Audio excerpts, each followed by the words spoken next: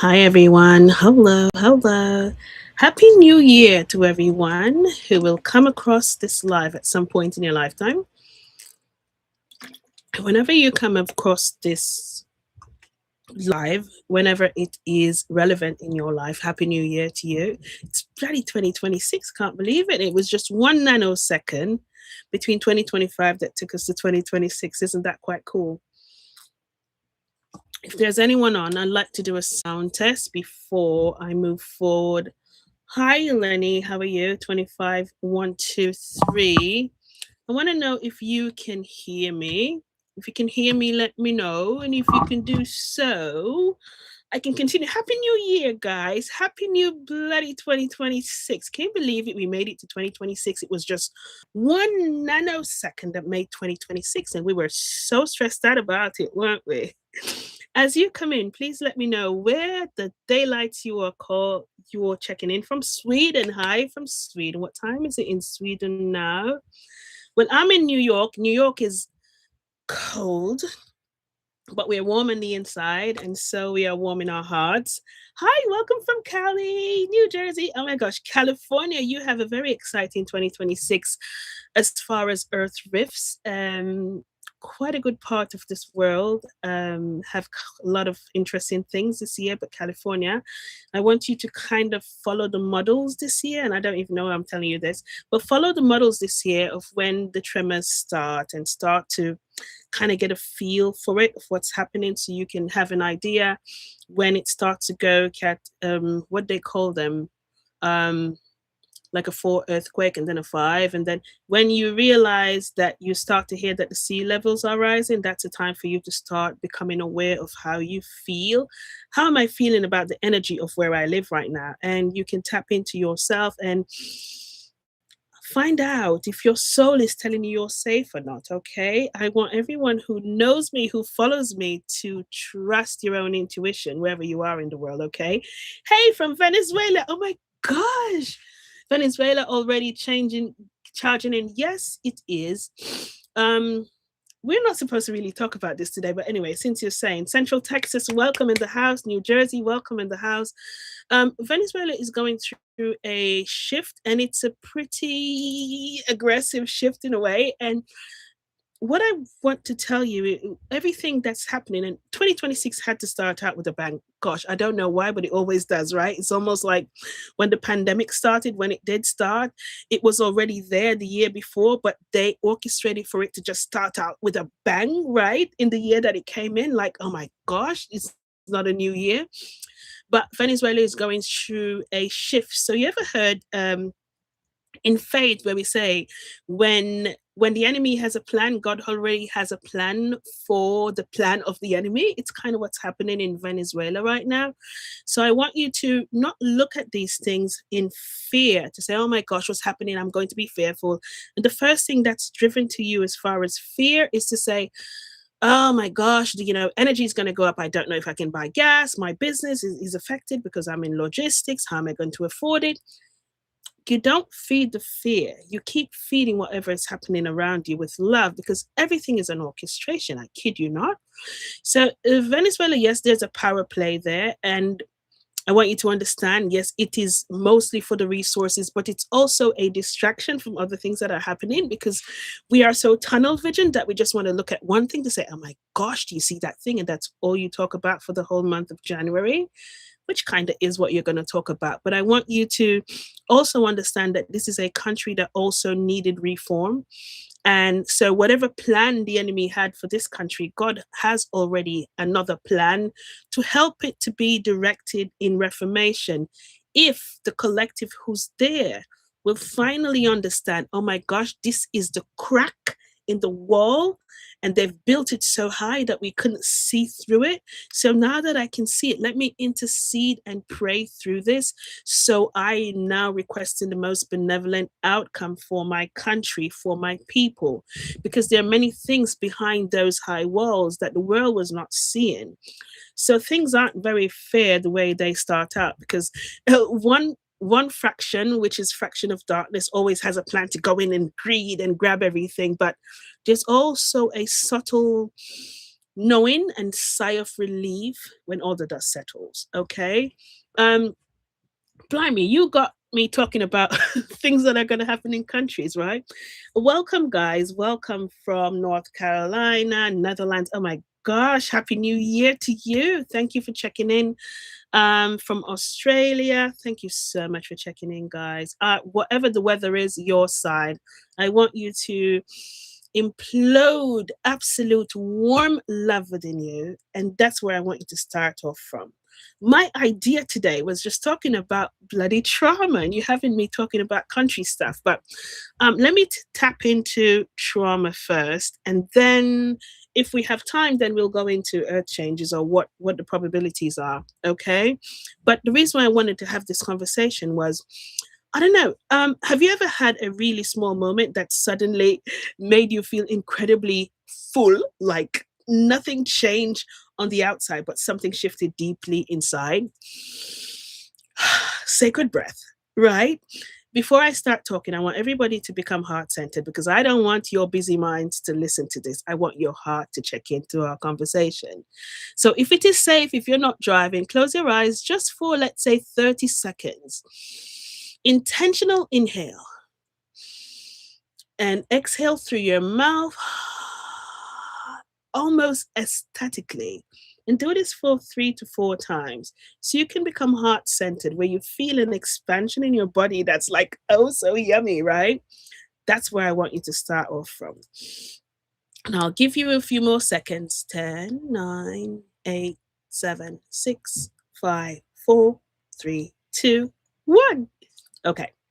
So there's something that happened to me last night and I wanted to talk about it, right? There was something I was curious about, and I'm 45 years old, right? And my mom is in Jamaica. And there was something I was checking into because I've been working on this program with my guides and also the authors, which are really cool consciousness of beings. And I'm working on this program for children, allowing them, setting up guidelines to help them to regulate their emotions, which is quite cool. And there was a section I got to where my guides were showing me something, and they were like, do you remember? Do you have a collective memory or feeling or imprint of when you made your entry on this planet? I was like, bloody hell, I don't know, right? So I sent a message to my mom. I was like, Mom, what time of the day was I born? Yeah, I'm 45, right? But I've never had this conversation with her before. So she didn't respond last night, but this morning, my mom loves history stuff, right? So she responded to me and she was telling me a whole shebang story of the day when I was born, right? And she was telling me there was something happening in hospitals. And in those times, because I was born in 1980, how many of you here born in the 80s, right? We 80s kids. And I was born in Jamaica, in Portland. And she was explaining to me that there was something happening in the hospital and there was a, what do they call it? Strike for the nurses in the hospital. So I was born at home by a midwife. And she was telling me everything about the day. And when she was talking, was like, bloody hell. I was like, I am the richest person right now, right? So when I was born, there was a nurses strike. And now I'm starting to script this whole story of a part of my life that I never really knew about. So I wasn't born in a hospital. That's a big thing. I was born in a house with a midwife. And I listened to my mom's voice. And all of a sudden, what she was saying started to melt. It's like, it was just more. I was thrown into the point of my becoming onto this planet. And I thought to myself, how rich is this? How rich is this right now to have this, let's say, opportunity, this blessing to be talking to my mom who's 81 now, right? She doesn't look 81. Don't ever tell her she's 81 because she's still 21 in her mind, right? And to have her take me back in time in a sense. So I want to find out from you, have you ever had a moment, especially since the new year came in, we're only 4 days in, have you ever had a moment when you realize I could have been here or I could have been, I could have not been here? It's like I thought to myself when she gave me the story, and she was like, it was such a hard delivery, she said, because you were born at home and it was so challenging. And then she was like, my older sister, which I have one sister, right? But she's the first one, I'm the last. So we're like almost 20 years in between each other. But she was saying, when you were born, your sister is the one who had to go outside to hop the water to take back in. And she's like dragging me into this. I don't know. It's like I felt I am still rich with the energy that I just got from my mom, right? And I was like, Mom, I had one plan to go live, but you just gave me exactly what I needed to go live because I want to talk to people about these gifts that we didn't pray for. And in that moment, I realized something else. I realized that sometimes you feel as if something is missing in your life. And most times it's you. Most time it is the story of you, the story of your becoming. So let's talk about presence and gratitude. I felt like the richest person in the world, not because of what I have, but because of who I am. And that was profound for me. I was like, I don't care about the houses. I don't care about cars. I don't care about nothing. But in that moment, 2026 made the most sense to me. I was like, thank you, God. And I know some of you listening right now are probably thinking, who here has ever thought, I wish I could talk to them one more time? Who here has ever said, I wish I had known sooner? Who here right now, who's spending this very sacred, very valuable time with me, has ever said, I wish I was kinder to myself? So that pivots me into what I really want to talk about today. Hey, from Netherlands, welcome. And I want to pause for a moment because I'm going to ask you to type in the comments. Type I wish in the comments, please. I want to know if I am talking to the I wish people. I wish I could have spoken to them one more time. I wish I could have known sooner. Yes, I wish I could have been kinder to myself. I wish I had spoken up for myself. I wish I didn't have to feel this pain. I wish, I wish, I wish. Yeah. Yes, Pearl. Because I went through an I wish period bloody last night and today, and I'm thinking to myself, how many times have I said I wish? So, what if healing didn't come from going back, but from deciding right now? What if I wish is actually your command? It's nobody else's command. It's not like, I wish I had these things. I wish this. But no, your soul is saying, I wish you would own up to who you are. Because when you say, I am, be aware of the energy that comes after that. Because I've learned this. Your words are a powerhouse. And I'm not going to say I'm tired of people, but I'm aware of people using the word I am very, oh my gosh, PG5D, you just said it. I am, I am, I am. Yes, yes. All of you type I am. And I want you, when you type I am, to type one word or one phrase after it. Let's see where you are today. Because you see that I am, we take it very, very unconsciously as it's just, oh, it's just something they threw out in the English language or whatever language you speak. I am is a declaration. I am is a confirmation. You see that word I am? It's so bloody powerful. I am healed. And you can feel the energy that comes from that. I am better. I am worthy. I am love. I am peace. I embody. And then we say, I can't find my purpose, Nikki. I don't know how to love myself. I will say to people a lot of times, out of the blues, I will sometimes mess with people and I'll say to them, I'm going to say something to you. I want you to close your eyes and I want you to just listen to what I'm saying. And sometimes I will say, you're not worth it. You're not worthy. And sometimes they open their eyes like I can see, how dare you say that to me? But then I will say to them, wait a minute. I wanted to say that to you to see how you firstly react to what you hear, but I want you also to observe, what did your body tell you? That's a soul test, you know. So here's a question that might feel uncomfortable. What if no one is coming to fix this for you? You know, the pain, the hurt, the trauma that you're still holding on to. I'm a victim, you know. You say I'm a victim. Yes, I am love. I am grateful. I'm connected to the I am. And the I am breathes through you every second. But I'm going to ask you this: what if no one is coming to fix this for you? And when I say this is whatever you came into this live today, the 4th day of January 2026. What if there's nobody coming to fix this for you, meaning your trauma, the shame, the pain, the illness, the financial issue, the heartbreak? I don't know what you're dealing with right now. You can type it in. But what if nobody is coming to fix that for you? Are you going to give up on life? What if that's actually not punishment, but it's power? It's kind of a paradox, isn't it? What if the thing that you're going through now, the reason why you're going through it is because you have decided, man, I'm just going to keep watching these reruns?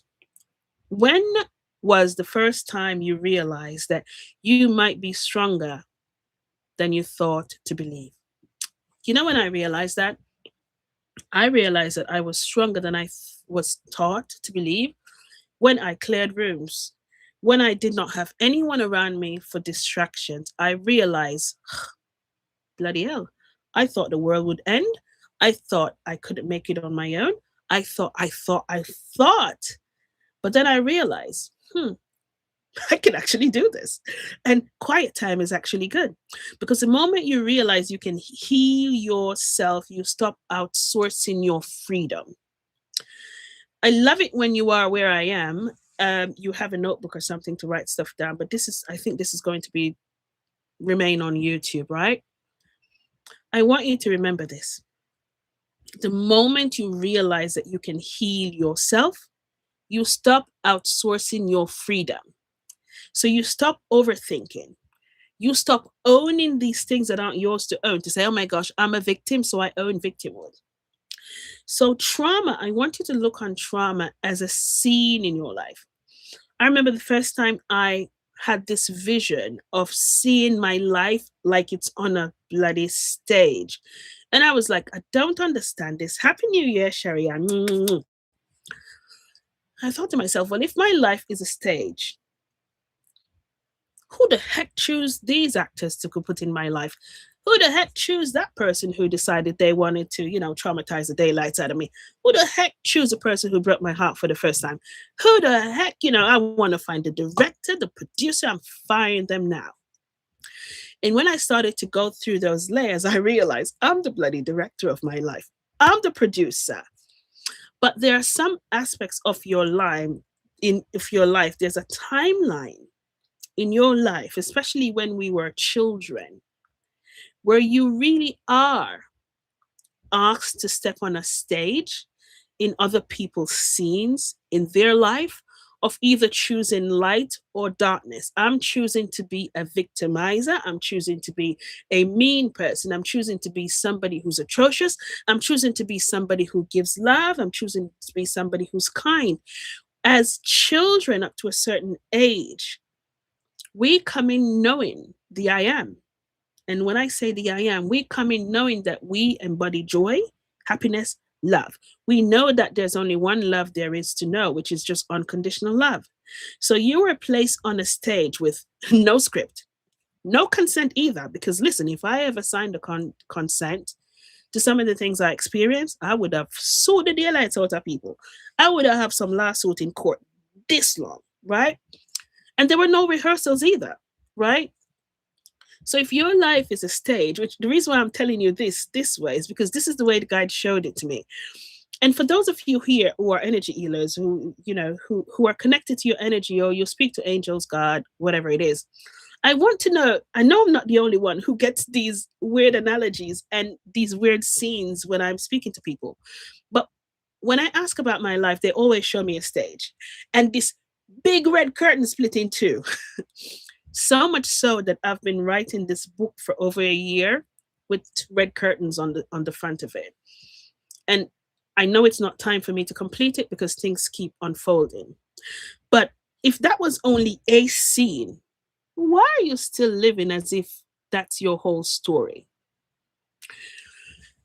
And this is how I want to put it here to you today. Same people, same season. So we love to watch movies. We love to watch, especially things that comes in. What do you call them? Seasons. So season 1, season 2, season 3. So let me ask you this, and be really honest with yourself when I ask you this. Do you keep meeting the same type of people in your life? I don't care what age you are. Yeah. And if you do keep meeting the same people in your life, do the same patterns keep repeating themselves? Because, girl, it did for me. Do you sometimes wake up and realize years have passed and you're still dealing with the same themes in your life? I want you to type it in. Just type season 1. If you found out that you've been living your life on reruns, watching the same bloody season 1, all those chapters in season 1, if that's what you've been living, I don't care for how many years, some of you gone 20 years, 30 years, still living the same season. But the reason why I'm asking you this, because I want to know if you realize the same thing that I realize. So what if it's not because life is punishing you? Because it's the first thing we usually say, why God do this to me? What did I do to deserve this, God? Why is it that my heart is broken again? Why is it I'm going through this illness again? Why is it after 20 years I can't hold on to money? Why is it that I don't have my first house and my first car yet? Do you understand what I mean? So whether it's the same actor, whether it's the same scenario, whether it's the same scene, the same set, you're still living your life in the same season. So what season do you feel that you're still stuck in? Because for me, I did season 1 on reruns for so long, but I think the trick for me was I fired some of the actors and then I put new actors, but I was still rerunning the same script. It was bloody boring after a while. So could it be the season is not knowing who you truly are? The season is forgiving everyone except yourself? Or the season is seeing yourself as the victim of the story? Because if we keep doing this, then we always need to go back to the same rerun. So the season of believing that you need a middleman to reach to God, many of us are in that season now. So I ask you, what season are you in? Are you in the season where, oh my gosh, I need to know who I truly am. I still need to know my purpose. All right. That's your season. Some people are going through a season where I can't forgive myself because I can't forgive them. I hate them. I don't like them. I despise them. That's another season. I'm going through the season where I am a victim and everything. I need everyone to know I'm the victim. And because of that, I can't find love. I can't love myself. I am unworthy. There's some people going through a season where I believe that love lives outside of me. I cannot embody love. I need to find somebody to fill my container or to give all the little love I have because I need to earn my love. And it really isn't the root of my problem, but it's because of something I experienced when I was 6 years old. And what I learned then was a programming that my mind still holds on to that very same energy that says, in order for people to accept you, you need to earn their love. So you need to do what they say you need to do. So you turn your boundaries outwards. So I will do things to keep people around me comfortable, keep them loving me, to keep the peace while I shrink the daylights out of myself in this season. Yes? So here's a powerful question. What if God didn't need an introduction to you? Because God already breathed you. And if that's the most powerful thing I can say now, so why do you need to keep reliving the same dream? Why do you keep going back on the same set with the same actors, holding the same energy? How do you usually describe yourself? Because I was speaking to a lady this week and I said, tell me how you describe yourself. And she says, I'm anxious and I'm depressed and I can't help it. I want you to think about how you describe yourself. Do you say, I'm anxious? I am depressed? I am sick? I am broken? By me saying that, I am already feeling the tension in my body because it's not true to me. And years ago, I didn't know that God speaks to me also through the sensations that I feel in my body. I used to feel these things and say, yeah, it's just a reflex. But I learned early on, it's not. You're receiving messages every waking breath from God, from Source, from your guardian angels, from your angelic team, from your ancestors of light on the other side. Do you understand? So if you are saying I am these things that are really broken records, what if those words aren't just descriptions, but they're instructions in your life? I want you to write that down. Am I writing instructions in my life when I speak about myself? I'm not talking about anyone else in your life today. I'm talking about you and you and you.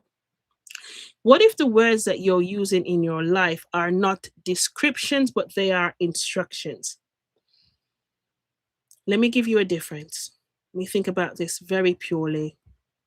Hmm. Are you experiencing anxiety, or are you identifying yourself as anxiety? There's a difference. There's an ownership in the words that you speak about yourself because words are powerful. I want you to type words in the comments. Words in the comments because I want you to own the words that you speak about yourself because your body listens to every word you say. So, who's putting words in the comments? Can I type this for myself? I don't even know if I can. Let me type it in here. Not in a rush. Words. I did it. I did it. I typed words in there myself. See, I beat all of you in typing words in the comments. I can do it. Way cool. So, are you experiencing anxiety? Are you experiencing hurt? Are you experiencing being a victim?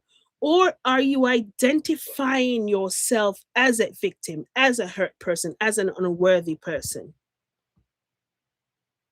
I'm not even rushing. I'm watching what you're typing because I want you to be very aware of this. I learned this the hard way, guys. You have no idea. I'm going somewhere with this. What would change if you spoke to your body with curiosity instead of judgment? What do you think would change? First of all, your body would not tense up every time you speak, even inwardly to yourself. You'd feel this very subtle opening, welcoming expansion of who you really are. Words are instructions. I kid you not. They're so powerful. Now that I'm talking about it, I'm getting goosebumps because when you embody this, you realize when people speak to me sometimes, and if there's anyone here who I've ever had a session with, without disclosing anything, I am a stickler for people who use words that hold a very heavily charged energy that is the opposite of love. Because just by you speaking it in my present, my body reacts to it. Do you understand? Exactly. Water in your body's whole memory is PG 5D. We need to talk. You just speak my language, right? I'm also working on a program now and some meditations about that, about the recalibration of your cellular bodies, which is so cool. You've got that on point. I have to do this YouTube thingy where I can get you on the screen, PG5D. To figure it out. I'll figure it out later on, yeah? So the next live I'll do, I need to figure out how to do it where I have you coming on the screen so you can speak, because I don't want to be the only one here talking, right? So let's go. Yeah, you are. And you're saying everything that I'm doing. I'm actually doing a program now with that also, telepathically. Isn't that cool? I have to work it out where we could go on the screen because you're way too much fun. Your energy alone is vibrant, right? So, are you owning the words that you speak and your expectation of the world you choose to live in, or are you experiencing it?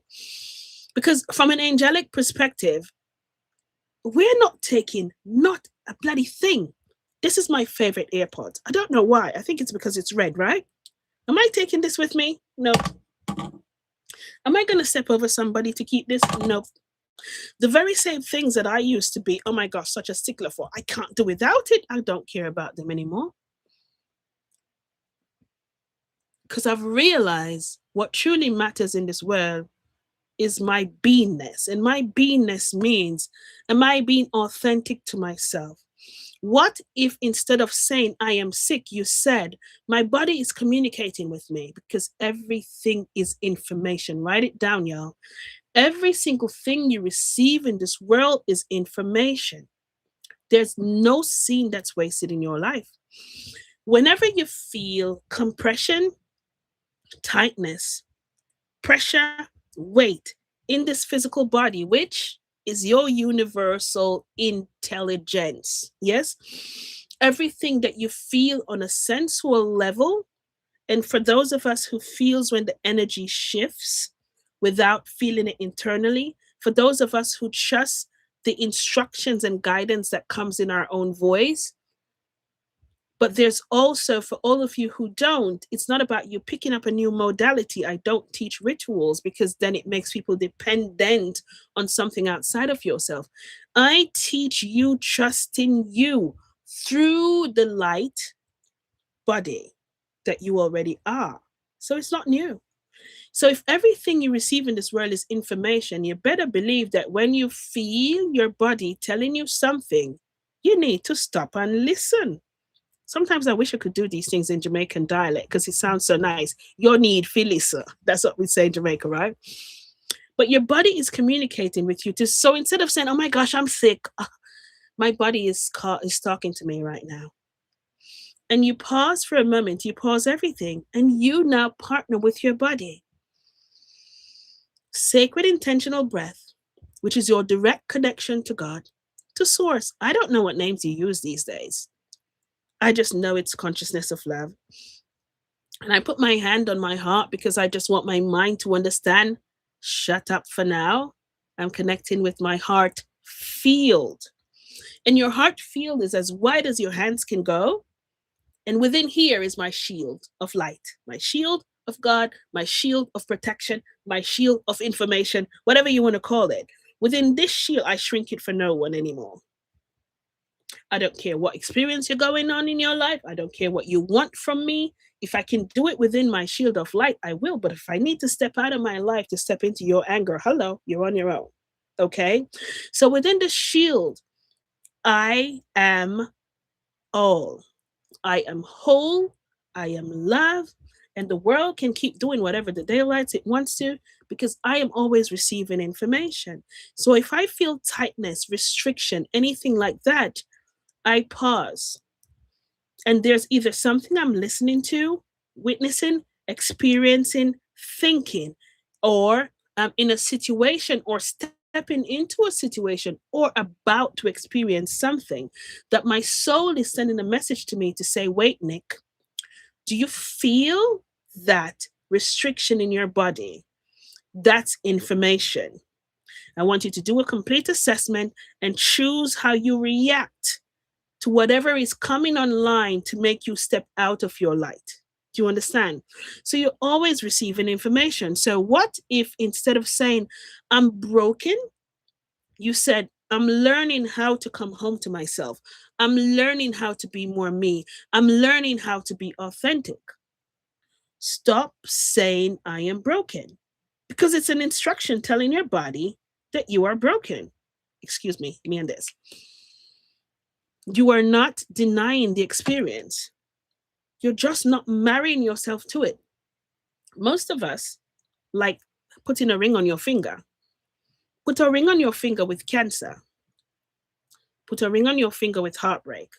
You put a ring on your finger with pain. You put a ring on your finger with trauma. I marry you.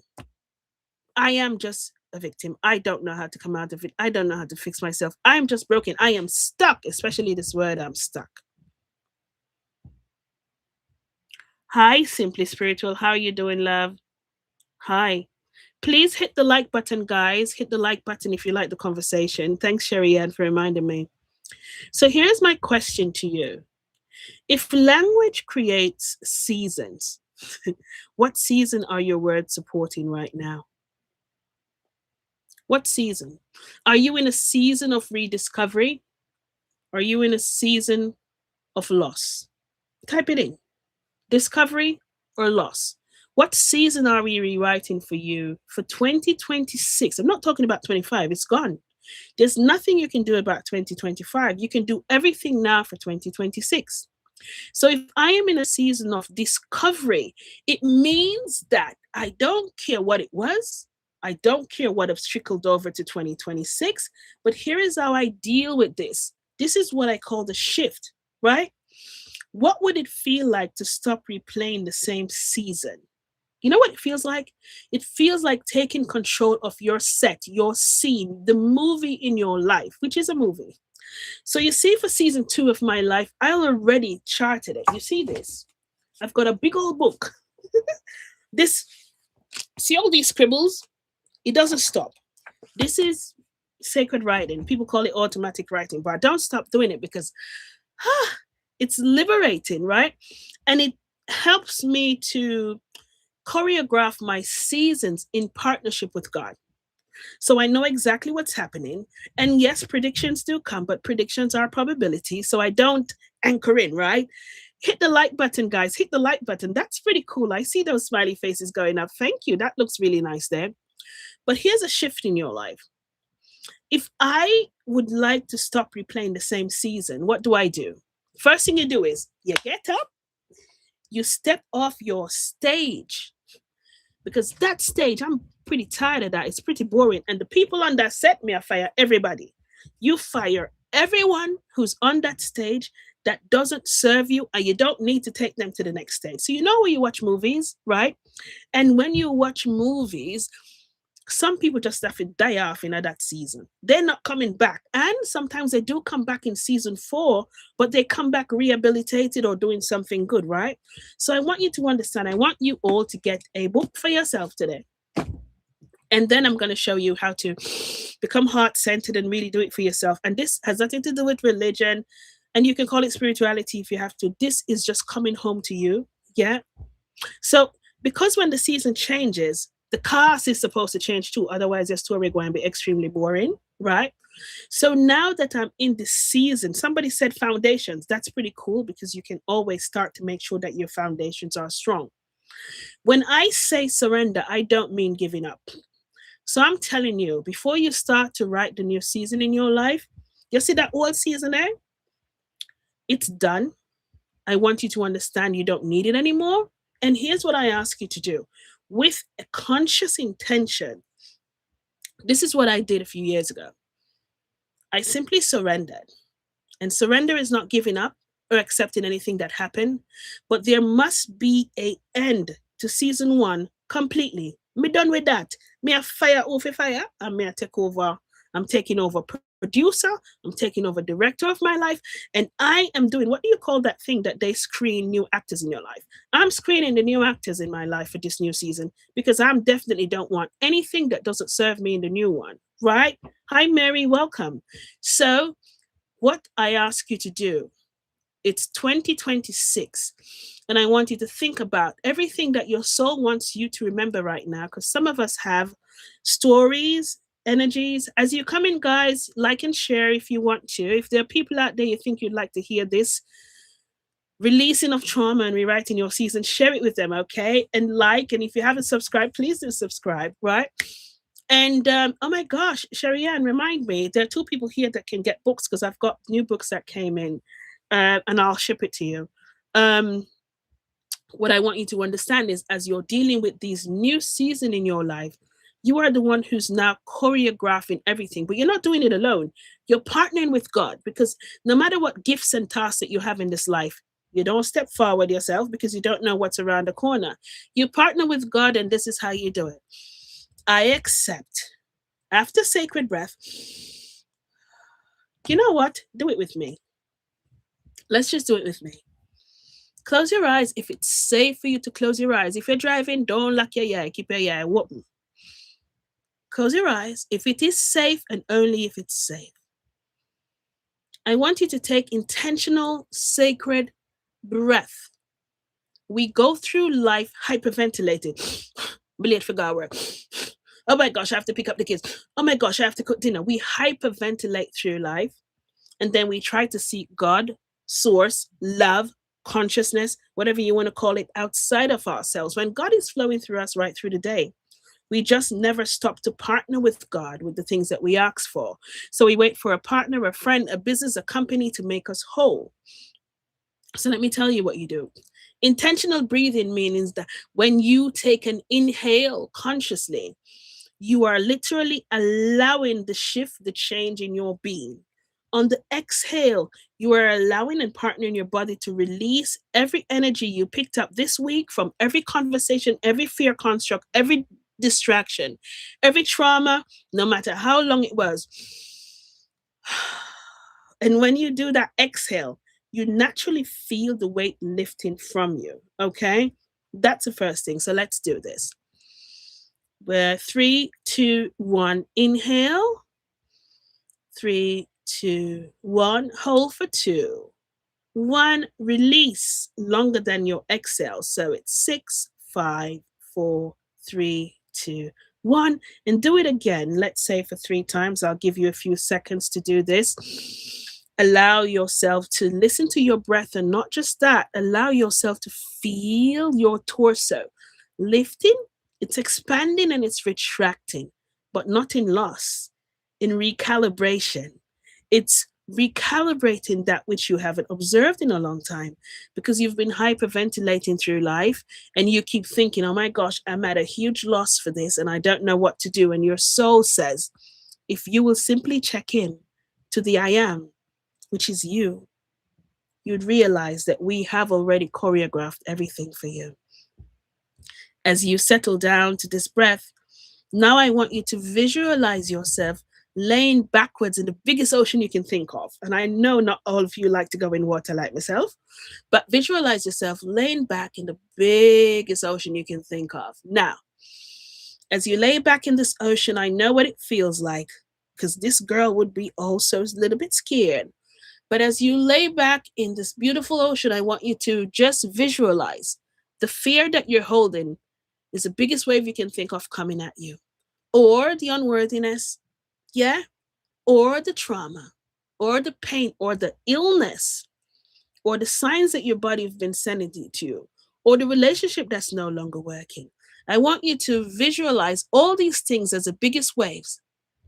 You remain unshifted, because within the next few seconds, while you keep your eyes closed into this ocean, none of them will tumble you over, because there is an ethereal source that's bigger than man, that is always there with you, that you forgot has your back.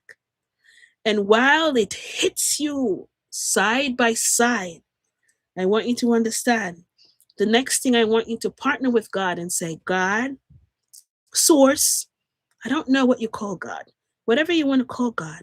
For me, most times I say love. But allow yourself to now say, I accept everything that I have ever experienced in this life. And I thank you for the exploration of all of it. And breathe and allow yourself to feel this wave gently become calm, because you've just gone into a complete new assignment, new contract, new alignment, new agreement with Source, with a love that does not come with conditionality. You've just gone into a new agreement with yourself. Let me tell you what you just did. You've just pushed the key through a door that has a big sign on it that says liberation. When you go through that door, there is a huge sign on that wall that says freedom. And you see, when you look at that wall that says freedom, under that sign is acceptance, not resistance. When you accept everything that has ever happened in your life, what you've just done was saying to yourself, that was scene one of my life, and I accept it. People watched it. Some people benefited from it monetarily, in treating me like I was not good enough. Whatever it is, that was season one. And God, I accept it, because in order for you to write season two of your life, you better let go season one. If you don't let go of season one, then you will still remain in this phase where, while you are supposed to be focusing on season two, there is a person that was still in season one that every time you hear their name, you get angry, you get weak, you feel unworthy. There's a scene in season one that still bothers you, you all do that. You watch movies all the time.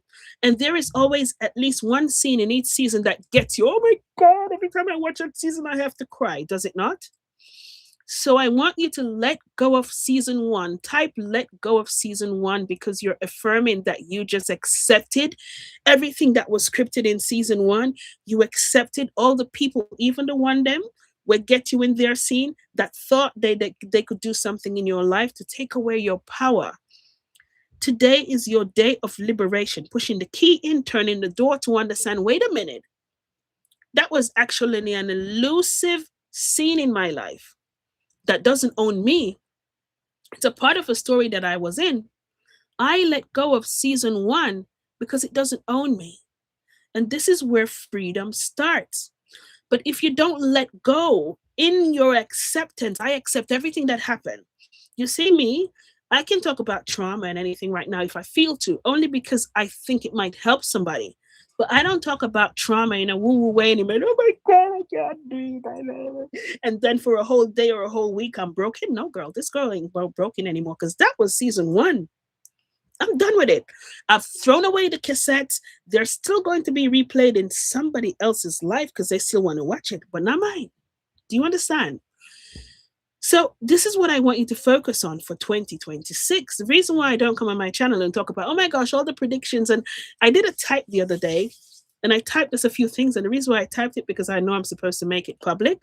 And I thought to myself, half of this world don't read, so I'll better. But I put it out there, right?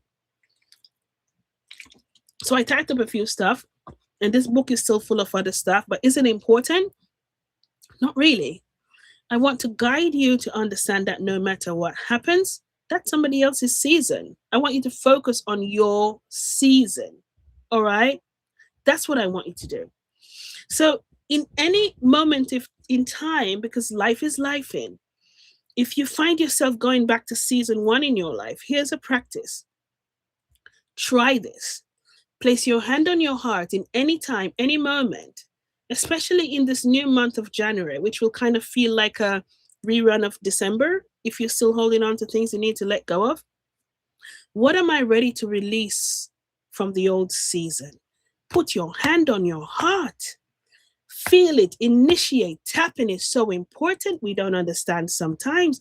Put your hand on your heart, sacred breathing, and you ask yourself, what am I ready to release from the old season? That is only if you didn't just surrender everything. If you are still receiving messages in your body where you hear a story, you witness something, and you feel tightness, restriction, expansion, you're still holding on to an energy, a distraction, an archetype, something that doesn't belong. If everything is information, when you feel these imprints, these sensations in your body, please understand it's not taking you that telling you that you're losing power. There is a energy trap in this world that says you're always supposed to be dependent on having, therapy, doctors, this, that, and I'm not disqualifying anyone, but I'm telling you that most of the times it's dependent on you. Because most of the things that you try to seek outside of yourself to fix is just like putting a bandage on a sore. So I accept what was, I release that scene, and now I choose the next season. Do you understand? So if you don't like what keeps showing up in your life, what season might be asking you to end? Some of you are in season two of your life. You went through something and you think that life is on rerun again because you keep not showing up for yourself. And if a new season is already being prepared, what would it look like to step into your new season today? And I don't just want you to look at it, I want you to feel what it feels like. So, most people that I spoke to in December, I asked almost all of you, I don't want you to write, oh my gosh, I need somebody tall, dark, handsome. I need $1 million. I didn't ask anyone to do that for 2025. I asked them, what does 2026 feel like? I want you to embody what it feels like. So, in this new season I'm stepping into, it feels peaceful. It feels whole. It feels complete. It feels spacious. I call in people to have gentle conversations. I call in experiences where I am respected. I call in partnerships that are true and holy. This is how I want you to do it. You don't rush your season.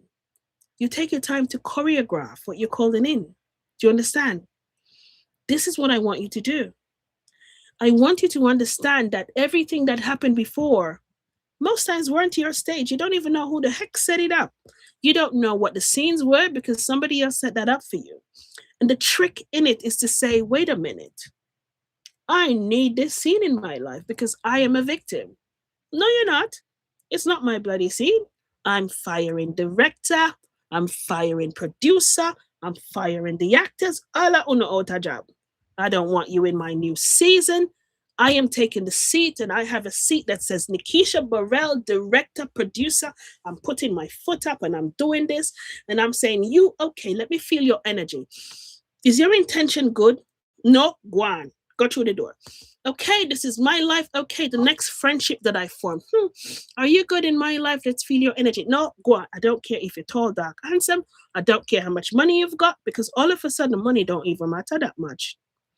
I know too many people right now, personally, who has millions of dollars and them sad. Very sad. So don't try to seek happiness outside of yourself because this is where it lives. So if a new season is already prepared and I'm stepping into it today, who do I bring with me? Doesn't matter who. That's usually our downfall. We want to bring somebody. I'm bringing me. And as I bring me, I learn how to accept me as I am. I embody the love that I am. I embody the joy that I am. That means that everything that I want in friendship, partnership, in career, in success, I embody it within me. Yes? So you are not late. You never are. You're on divine timing. You're not broken.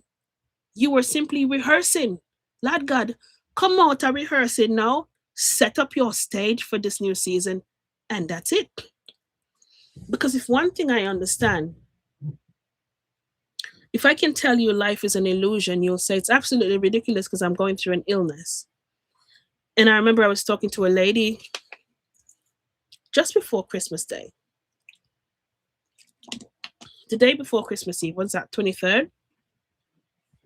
And she's going through her second cancer diagnosis.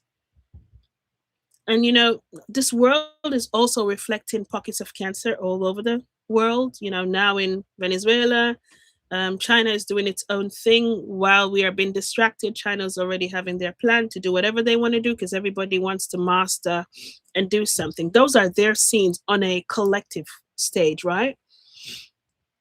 I don't want you, as we continue, to focus on the collective stage until you focus on your individual stage in your life.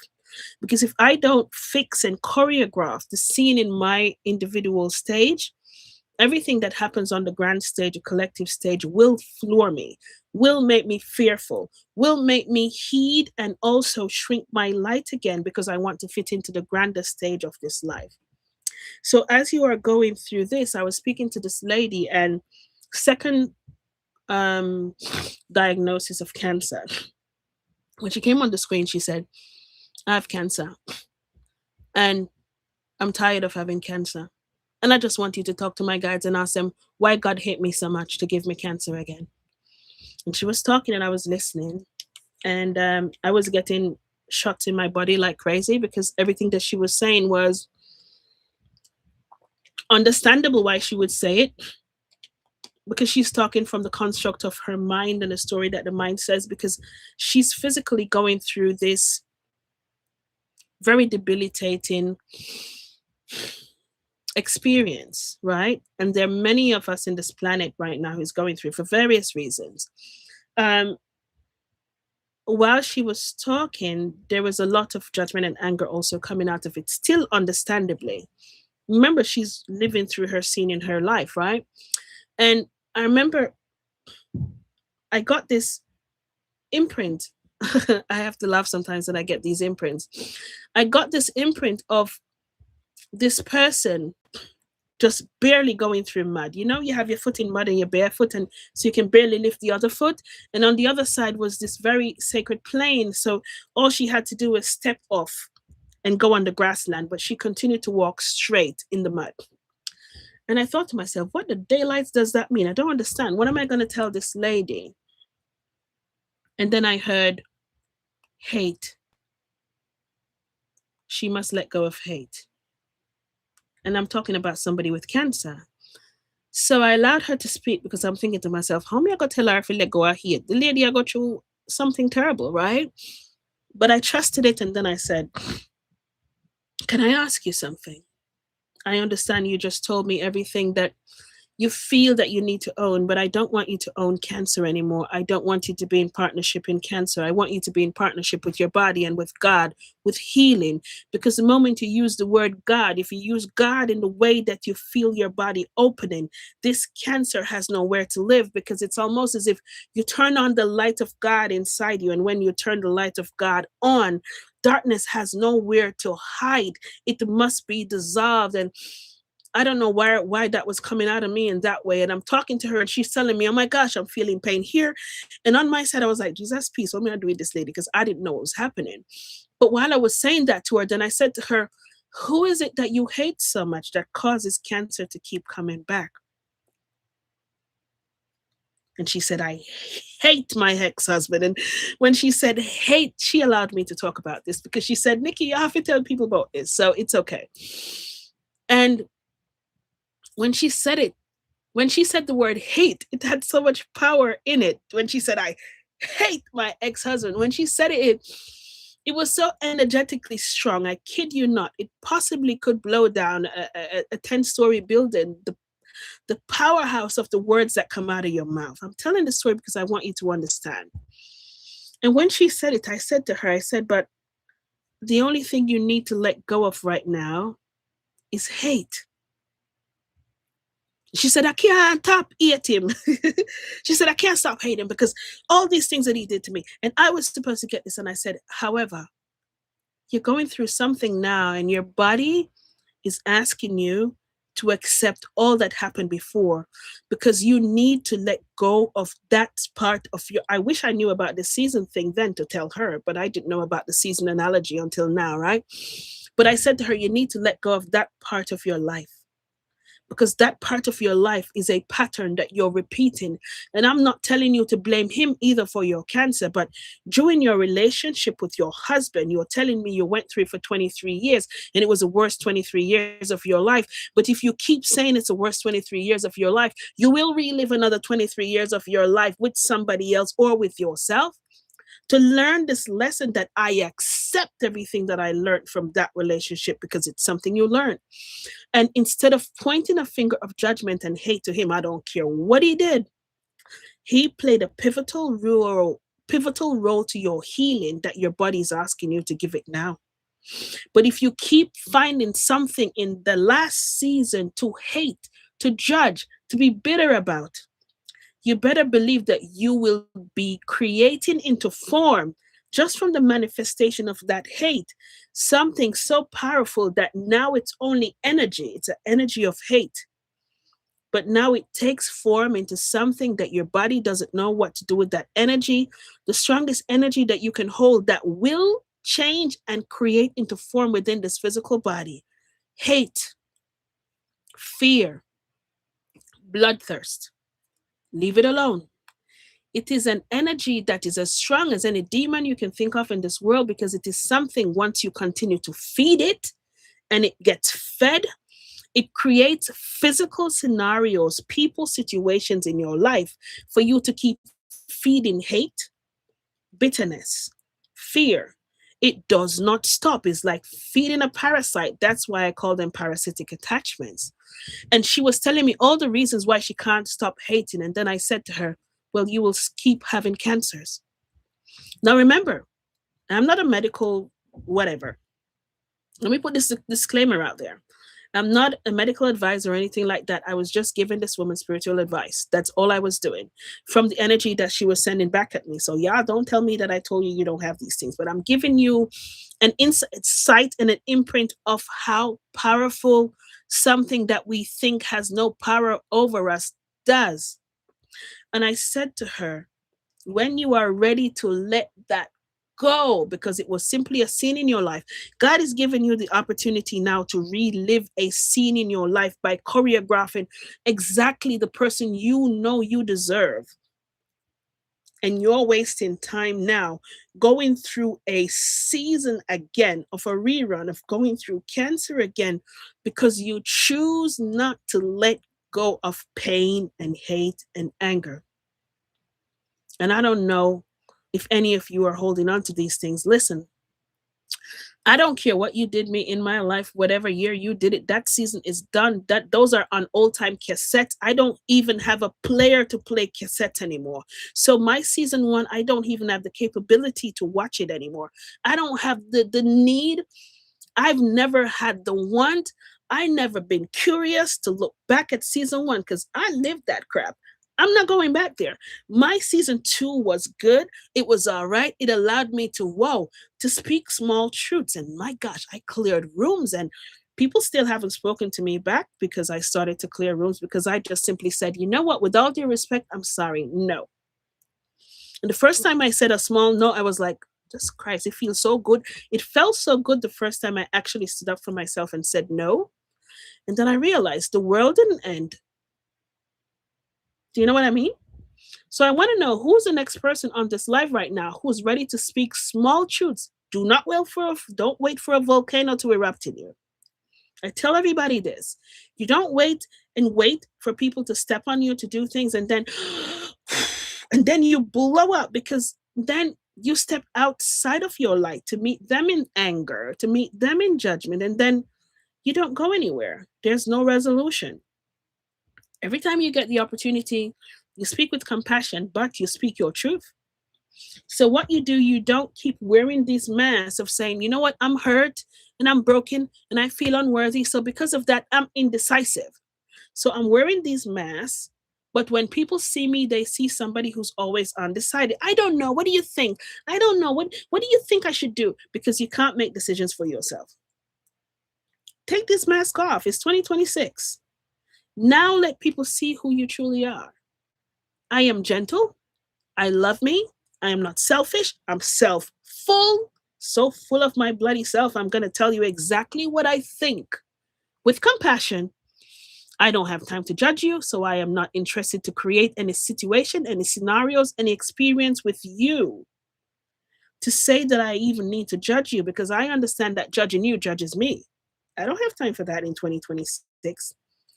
This is the year when I create a new scene for myself because I'm ready for, let's say, proving the art of manifestation, where I set an intention every morning. And before I touch phone or anything, I don't care about what happened during the night. Yeah. And I set an intention. I am ready. And I'm partnering with you, God, as you order my steps to allow me to experience only the joy and happiness in this world today. That's it. Last week, I remember, last week or the week before, last week, I set an intention one morning. I said, I want to have a silly day. Y'all need to do that one of these days. I asked for a silly day, and for the whole day, everybody I met was silly. I mean, the UPS man who came in my office came in the office dancing. I was like, what is? I mean, everybody was on their ball game of just being silly and happy. And by the time it got to the afternoon, I realized, oh crap, that's what you asked for. You asked for a silly and exciting day. Well, explore. So sometimes you set up scenes in your life and it's like the gift you didn't pray for, but God said, let me show you how powerful you are as a creator. Exactly. I'm ready. Type I'm ready in the comment because it's time for you to let go of these traumatic experiences. And it's time for you not just to let go of them, to identify what they did. They allowed you to understand exactly what you don't want to experience in this season. They allowed you to understand that I thought it would work, but it didn't work no matter how many years it took. So I will not keep sitting and looking back to say, oh my gosh, he did that and she did that and I hate her. No. Thank you for allowing me to see who you truly were. Thank you for allowing me to see what your intention was. Now I need to do a complete analysis for myself to think, wait a minute, what was the calling card? Because if you did something in my life or caused me to feel something, if God is always sending me information, there's something that I missed somewhere. So this is something that I want all of you to learn. Whoever is ready to learn this. How many of you are on here? I don't even know. Okay, beautiful. It looks like 35 of you are on here. Thank you for being here. Many times, well, not many times, all the time, you are receiving sensations in your body that tells you if you are on point or not. And when this happens, most times we disqualify it because our minds are always so loud. And because our minds are so loud, many times when we receive our yeses and our nos, we don't know. Now, a great 1 percentile of this world operates from rituals that we have been told, oh, it's not good, it's not, whatever, but I don't call them rituals. They're just a part of our beingness, in a sense, a part of my innate ability to always be in a complete assessment of my environment and the energies around me. So you should be aware every time before somebody opens their mouth if their intention is pure or not. 2026 is not the year to only be dependent on what you see and what you hear. Thanks, PG 5G. Everyone, drop a heart in the chat. Please drop a heart. That's pretty cool. Thank you. 2026 and going forward, we are not going through years now. We're going through timeline shifts. We're going through requesting to communicate to other people's higher selves instead of the atrocious versions of them because they're still in the 3D. We are going through a time period where it will feel as if there are people in your life that dropped off the face of this planet simply because you made an intentional call to say, I choose not to have any more interactions with this person. And they drop off the face of the planet. They're still living here on planet Earth, but they're just not in your peripheral view. And that happened to me. So crazy how it happened. It is the year of such beautiful, enjoyable, fun like manifestations because you embody it. And you embody it in partnership, knowing that this is something that I am. It's not something that I'm begging to say, God, beg you, do God. Beg you, make me pay my rent this month. No, it's God, I partner with you. I partner with you that you order my steps. Now, on this planet, we're a stickler for physical things. I want to own this. I want to own that. I want to have this. I want to have that. And I am going to do everything I need to always have these things. But you don't take it with you. My mom said to me this morning, she said, what God plants, nobody can move. She's a Jamaican woman. I love sometimes her analogies, and it's true. My mom said, what God plants for you, nobody can move it. So if today we can quantify and confirm that God has planted something for me, I'm not talking about anything to confine you in a room with religion or any kind of culture. Just the consciousness of love has planted you here. The conversation I started with this morning was talking about, my gosh, I could have been here or I couldn't have. My mother took me back to the day of my birth this morning. I'm 45. And I was thinking to myself, my mother said to me, you're nearly no born in the Jamaican language. I was like, what? God had a plan for me. She said, yes, God had a plan for you because I'm the last one, very unplanned. And when I went to the other side, my guide said to me, you're here because your sister prayed for you. And you're the one who's breaking generational curses. And I could call my mom this morning from a dream that her mother gave me last night. And I'm not going to talk about it because maybe she doesn't want me to talk about it. But my grandmother gave me a dream last night, and she was showing me patterns in her family before she was born. And it's the reason why I asked my mother, I said, when was I born, day or night? Because I want to, go through these things that my grandmother was showing me. And my grandmother was, you came to break the patterns. This is the year you do. I was like, and then talking to my mom this morning, she said, it's true. How did you know that? I was like, well, Ty showed me last night. As my mother was like, I never spoken to any of you about these things in our family. But my grandmother showed me last night in dream state. And I said to my mom, I said, it's okay, I'm going to break these curses because they never spoke to us, and I'm 45 about these things in the family. I didn't know. And it's very profound how we get caught up only with the physical things in this life. And I want you to know, every one of you who's on here now, and everyone who'll ever get to watch this, whenever you do, you are here on a grander scale. You're here on a bigger assignment. Most of us chose to be here in this timeline because, yes, there's a shift happening, but the shift is us. The awakening is us. And see, I don't know. I think we kicked it out of the ballpark talking about this awakening because people keep saying, I don't see an awakening. The awakening is you. And when you awaken, it's simply remembering that, oh my gosh, all those things that I've been running after really doesn't matter as much. That's the awakening. The awakening is understanding that I am just love, I'm pure love, and I embody love, which means that I don't need anybody outside of myself to fix me. The awakening is understanding that when I look at somebody else who's angry, I don't see the anger that they're throwing at me. I actually see God in them. I see a light within them that they aren't able to see because of maybe something they experience in this life. But I am witnessing this because God probably wants me to be a playmaker or a placemaker in their life to say, witness this person who looks exactly like you because she's a fractal of you. And through her, maybe you can see the light of God in you too.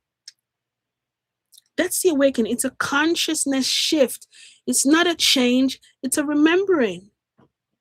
So when I say to people now, I love you, I really do love you because there's no attachment to it. It's not I love you if you're white or black or if you speak a particular way. I just really love you. Because when I look at you across the screen, all I see is God looking back at me. So where is this disconnection coming from? Awakening is remembering that I am always connected to God. This breath, if you could feel the expansion of God that flows through you, you have no idea. That is the awakening. The awakening is seeing yourself as a light of God. So when people act out of love, you identify immediately, energetically, and you can identify for yourself without a third party going to say, is that the right thing or not? Because your body now comes online as super intelligence because it is. Remember my story about going through this phase of, oh my gosh, stage 1 cancer. And I realized to myself, I didn't even know there was a parasite growing inside me. But in partnership with my body, I started to listen to this super intelligence. Shariano, my God, you know what? For those of you, if you are on here, if you are part of our school community, you would have known, or maybe it's on YouTube too, Sharian. I think it is. I think I posted that video that of the channeling that came from Gaia. And for those of you who don't understand channeling, it's just my way of allowing myself to, I guess, surrender, to let go. And I am aware now that I am in the open field. So I let go of the attachment of my physical body and I merge as energy so I can receive information from any field. But my intention always is only to connect with the light of God. So any energy, any resource, any information that's coming from God, angels, or any other being in the universe that has that benevolent intention of helping this planet or helping you, those information can come and I receive them and then I have to translate them. It depends on how they come. But I remember the other day, and those of you who are in our community, we spoke about it there first, when Gaia came through, and it's profound. Many times when Gaia comes through to me, and I want you guys, if you are energy healers or if you are channelers on here, what am I mouth? If you are channelers on here, just send a heart here so I can know that we are speaking the same language. And if you're not, if you have questions, you can start putting your questions in now about anything that's happening in the world or whatever, and I'll try to answer it, right? But having this connection with Gaia kind of grounded me even more, because I want to share this with you. When I had that visual from Gaia the other day, when I looked on Earth, it was just a bloody blue ball. It was just a blue ball, and there was absolutely no lines. It was just this beautiful blue ball, and around it was just a it was just a light around the planet. And my understanding of the light is okay, that's our shield of protection. But I'm like, protection from what? Is it protecting us from something or something from us? Like, I don't understand that part. But Gaia said we are within her. And it grounded me really quick.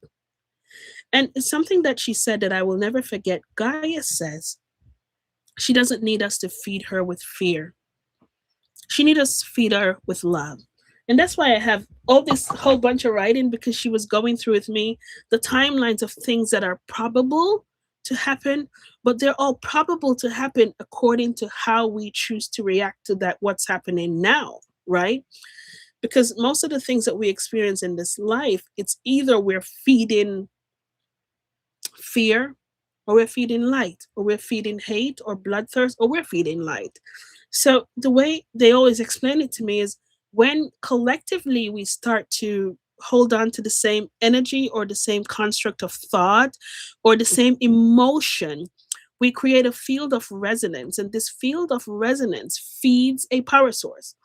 So they will always say to me, well, what energy source are you feeding? So if we're all now going to be angry about something that's happening in the world, which usually this is the agenda when something happens on a worldwide scale, it happens to now kind of weigh the energy of the collective to see, are they going to start to feed the fear, to feed the anger, because these parasites of darkness needs to be fed, right? So I always say to you, and especially if I talk about this, I said, when they start to happen, feel, is this something that if I react to it in anger, in fear, in blame, in judgment, will it allow me to expand or shrink? It's a very important question for you to ask yourself before you react to anything in this world. So if Gaia says that we are living within her, and she says we're doing everything upside down, it's supposed to be life first. Every decision we make is supposed to be sustaining of life first. Second is relationships. Third is everything else. But we do everything else first about ownership and power and greed. So we're doing it the flip side up. And she said, well, she showed me smart cities and all kind of probabilities that are coming online. And she says, well, if we feed the energies of these things first, she says, well, imagine that this Earth planet is a spaceship just traveling out in this universal plane, right? As you are all living within this spaceship, this is just the analogy she gave me. So just imagine yourself that we're within Gaia, we're within this planet, and we are moving out in the open field, right? So this is space because we are in space. People say you're going to space. Earth is also a part of space, okay? First of all. So Gaia would say, well, if I should choose that I don't want these occupants anymore, where would you go?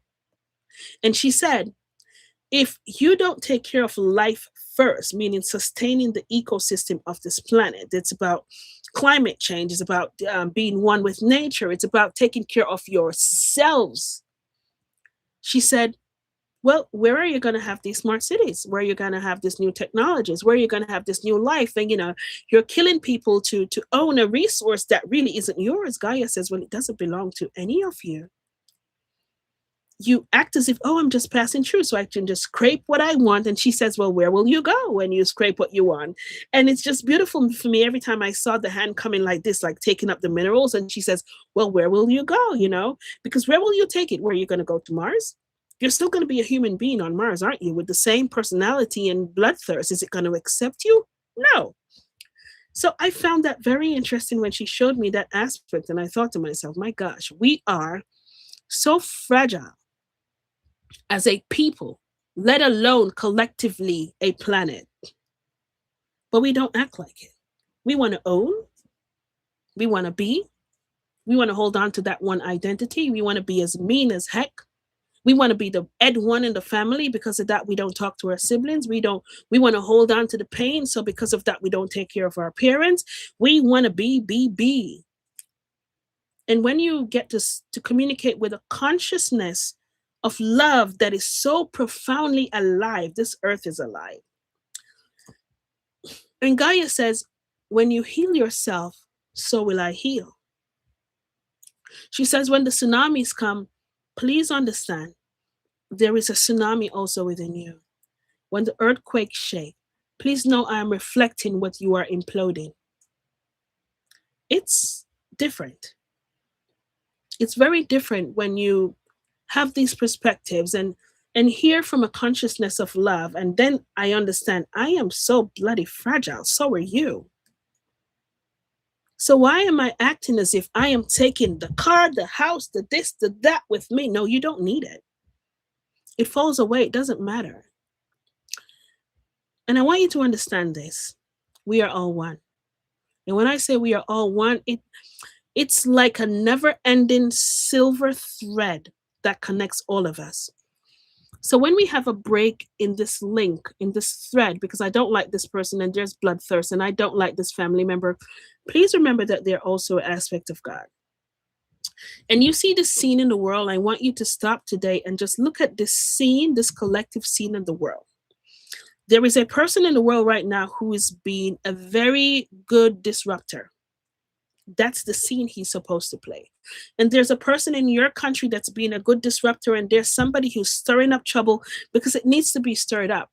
Because the collective of ants colony, I spoke about it yesterday in our community, we are an ants colony who are 8 billion strong, but yet we scatter when there's a tremor.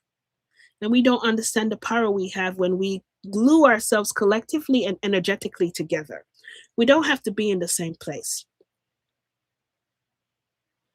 Thank you. Mother Mary just said I should end with a prayer. So I'm going to end with a prayer today because we are going to prove that for those of you who are ready for spontaneous healing, you receive it immediately because that's all your body has been waiting for you to do, to partner with it in prayer, in knowing, in faith, in trust that I'm breaking these barriers down and I'm ready.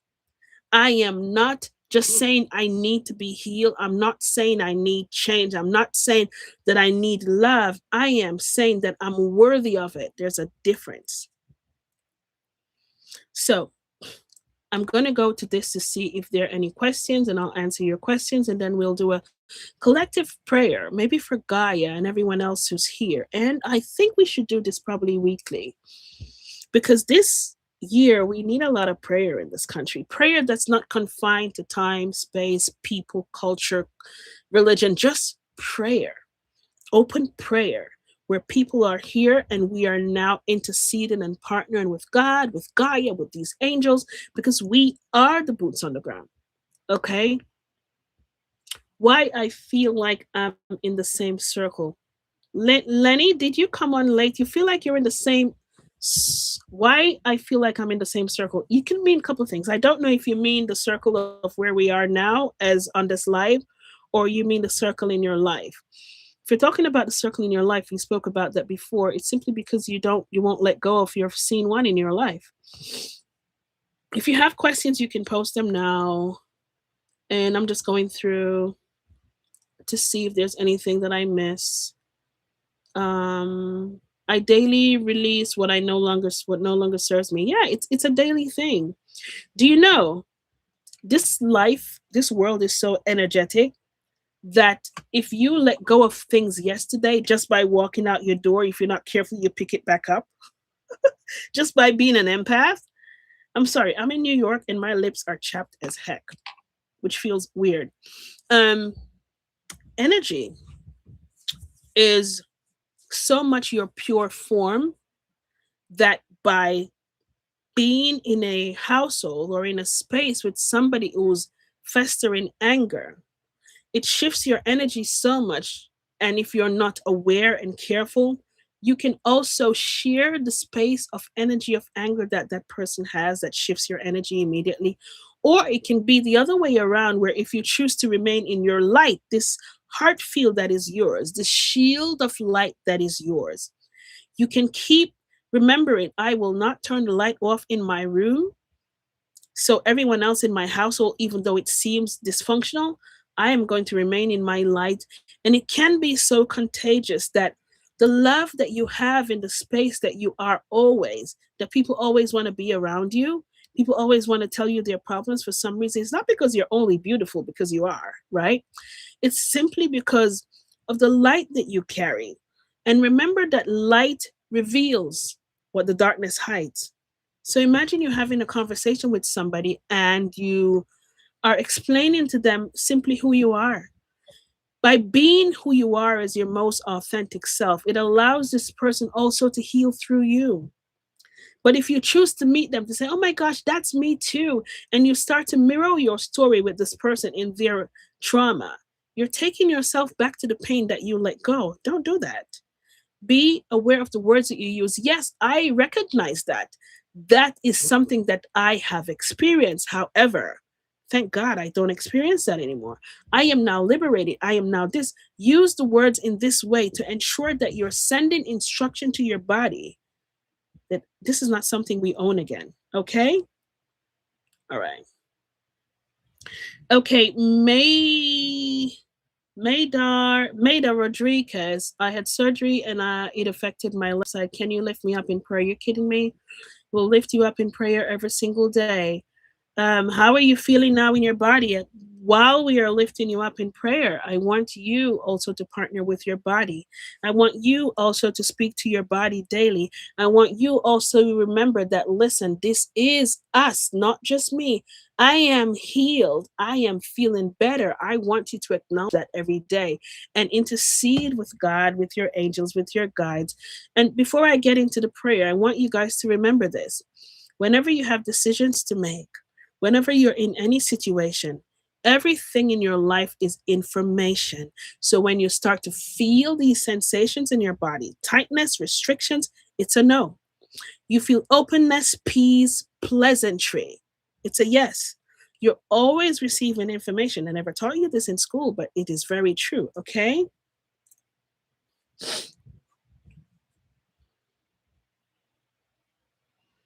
Okay. Happy New Year. As you enter the live, please hit like. As you enter the live, please click the like button. It helps push the live to more people. Thanks, Sherry Ann. I should say this more often. Please share this on social media platforms with your family, with your friends.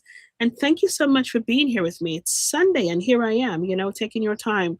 Um, let's see what else is there. Yes, we are boots on the ground. I kid you not. And many times your guides, your angels, many times source wants you to partner with them because you are the boots on the ground. You are the one informed.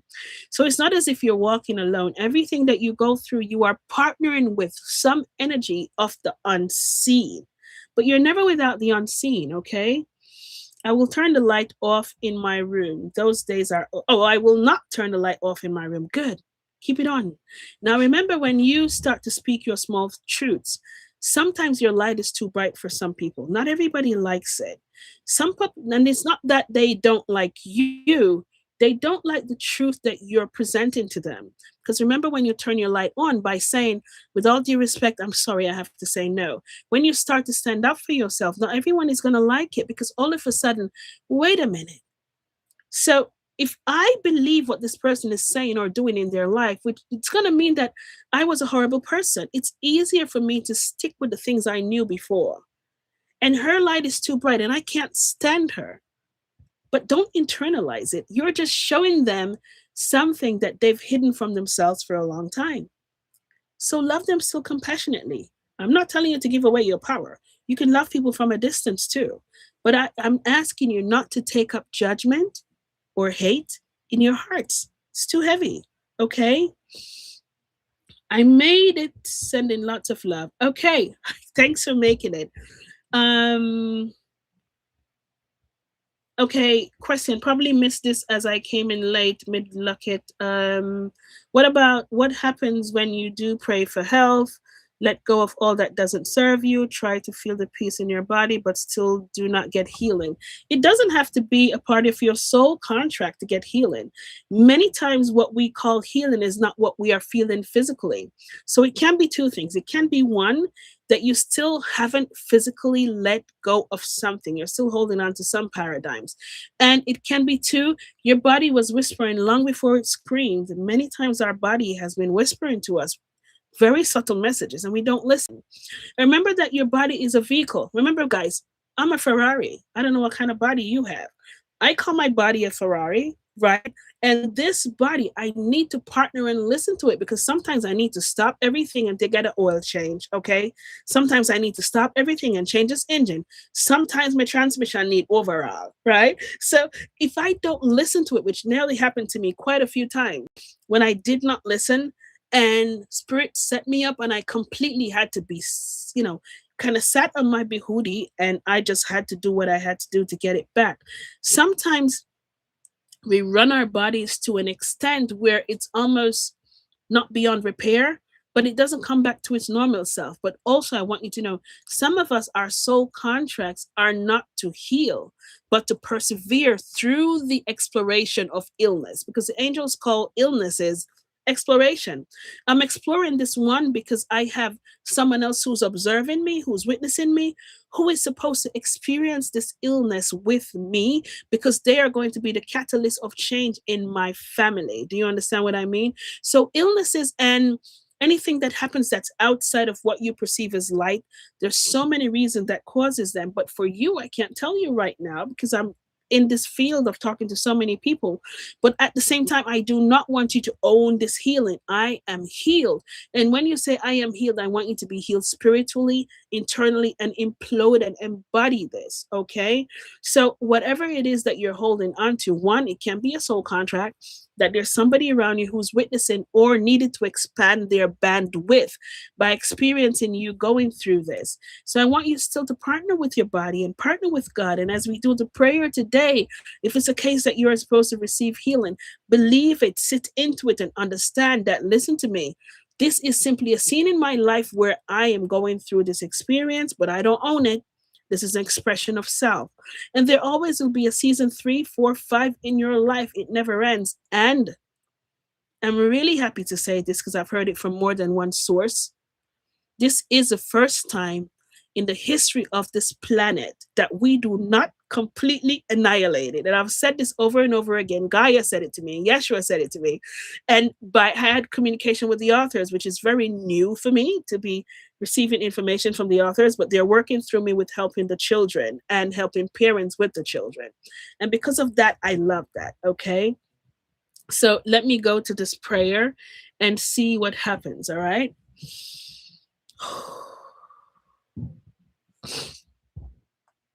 I'm just going through to see what I have missed. If I missed anything, I'll come back to it afterwards. Now, wherever you are, I want you, my daughter would say this, so I'm going to say it just in case she watches this. She always says, you can't pray unless you say, assume the attitude of prayer. And I think it's her school that taught her this, and I quite like it for her. So I'm going to say that to you as well. I want you to assume the attitude of prayer if it is safe for you to do that. Whatever you're holding on to, whatever imprint, whatever you're holding on to your life, whatever season you're planning to go through, I want you to embody that. I want you to feel that in your heart and your souls right now.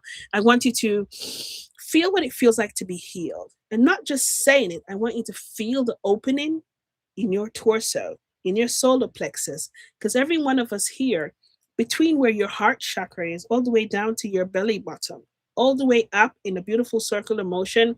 When I'll tell you about this vision in a minute, but when I get the opportunity to see in energy, which is usually in dream state, I see people that way. I see people with a beautiful light within them. And even if they're not seeing it, I see it, which makes it hard for me to judge people, because if somebody is being angry or doing things that are less than humane, I still see the light of God in them. And then I have so much compassion for them, not for them to step over me, but I have compassion enough to say, God, allow them to receive clarity, allow them to receive healing, allow them an opportunity to redeem themselves as a human being, right? And I wanted that to say that because maybe somebody needed to say that, okay? So let's assume an attitude of prayer. And I want you to hold on to whatever it is that you believe today I need healing from. And I don't want you to say I need healing from it. I want you to acknowledge that I am worthy of this healing. Because worthiness is one of the most powerful energies that you can send out there, and understand, put your hand on your heart, because now you're communicating directly with your heart space. I am going into this place because I am one with Gaia, which is this earth, this planet. We are the only beings of this planet who made a decision collectively to step outside of the ecosystem of Gaia. So we are the only ones who have to be paying to live and paying to eat and paying to do everything else, while everything else, every other living thing in the ecosystem is supported by all the elements of God. And for some reason, we have decided I want to be in blocked houses and I have to work to eat, work to live, work to sustain myself. And I believe that I should struggle in order to make it. And God's saying, who told you that? I never wrote that in your script of life. And that's what I learned this morning with the conversation from my mom, that every one of us who's here on this planet, please understand, on a soul level, you had to upgrade consciously. And you were the top pick of many other souls to be on this planet. Stop putting yourself in this victimizing stage. It was simply a scene in your life. And starting today, the 4th of January, 2026, this scene has ended. I want you to throw them away. Stop living your life in reruns, because today is a day that you start requesting, choosing new actors, setting up this new beautiful stage for your life with your permission, because you are the director, you're the producer of your life. Everything else that went, the trauma that you held on to, the people that hurt you, they don't matter now because they're in season one. It's over. No more reruns. It's rather boring. We're tired of the sickness that was there, the atrociousness, the people who disrespected you, people who told you your voice didn't matter. In this season, I'm sitting in the director and the producer's seat. So if we assume an attitude of prayer, let's see how God will come through today, the God of light, the God of consciousness, to allow us to pray. And if you're ready, let's go. Let us take a breath together. A sacred inhale, a longer exhale. Hand on your heart and place everything before you now. God, Source, Creator of all life, breath within breath, life within life, light within light.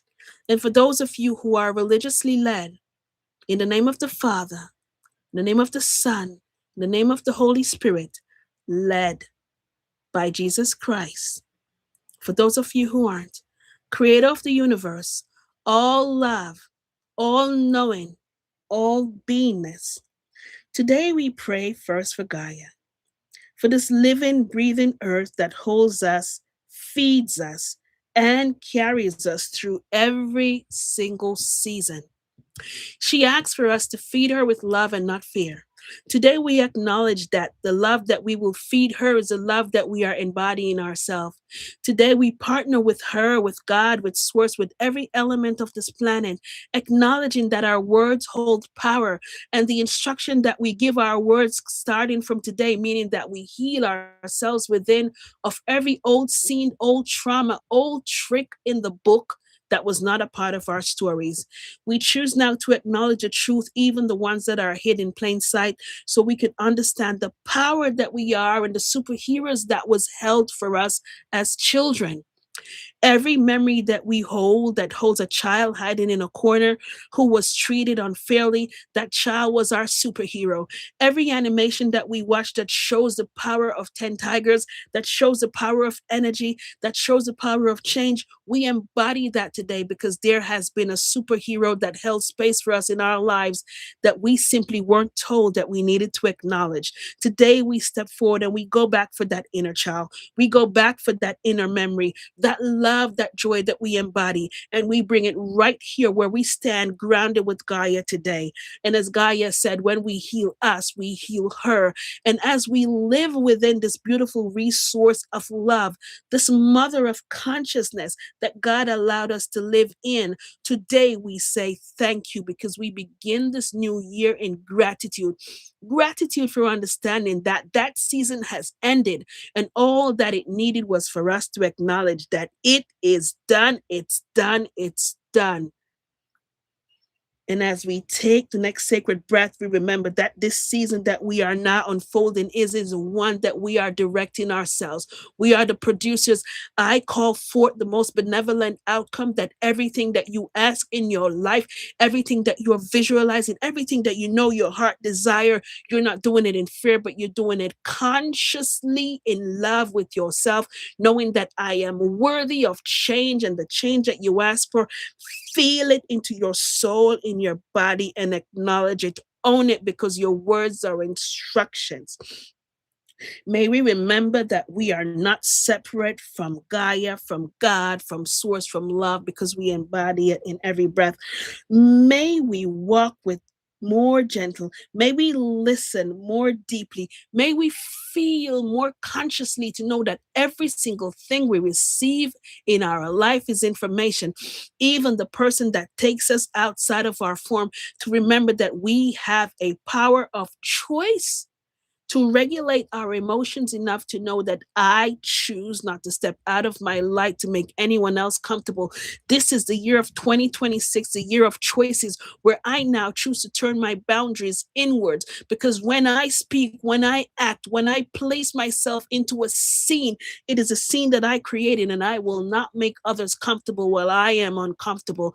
I am comfortable as I am, because I know that I am more than this body that I walk in. This is simply an expression of self that I choose to reflect, and I only choose to feed the source of light every waking day. We pray for every soul that's on the screen today, everyone who typed an information, any kind of distraction, any kind of parasite that you have living in your body, any energy, any thought construct, any pattern that you want to change, any illness, any affliction, anything that you believe that does not own you. I want you to immediately, you leave, and I divorce you, the energy of fear and doubt and believing that my body is not mine. I claim ownership of my body and healthy cells. I partner with every cell and every blood in my body this moment. The water in my body that is the memory of a healthy soul, I call that into this dimension, and I partner with God to ensure that I am healed, and I am healed this moment. And from this moment forward, I will never look back into the scene of feeling as if I do not have power and complete autonomy, in partner with God, Source, Universe, to make sure that I am living a fulfilled life. May they recognize the love that they already are. You do, and you accept, and you acknowledge that there is no love outside of me than greater than the breath of God that flows through me. So you will never seek outside of you for ownership, for partnership, but you'll partner with you first. Everything that you seek outside of yourself, you write it down on a list, and then I will say, God, I put my name on top of that, because I will embody that, which means that I will call that in for myself, because I am creating the new scene in my life. May they stop searching for love, dear God. May they stop searching for ownership outside of themselves. May they know that they have never been lost. They have simply not looked in the mirror to see you looking back at them. May they come into acceptance. I accept everything that has occurred and happened in my life, all the years that have passed by, God, because they were all instruction manuals. They were all blueprints.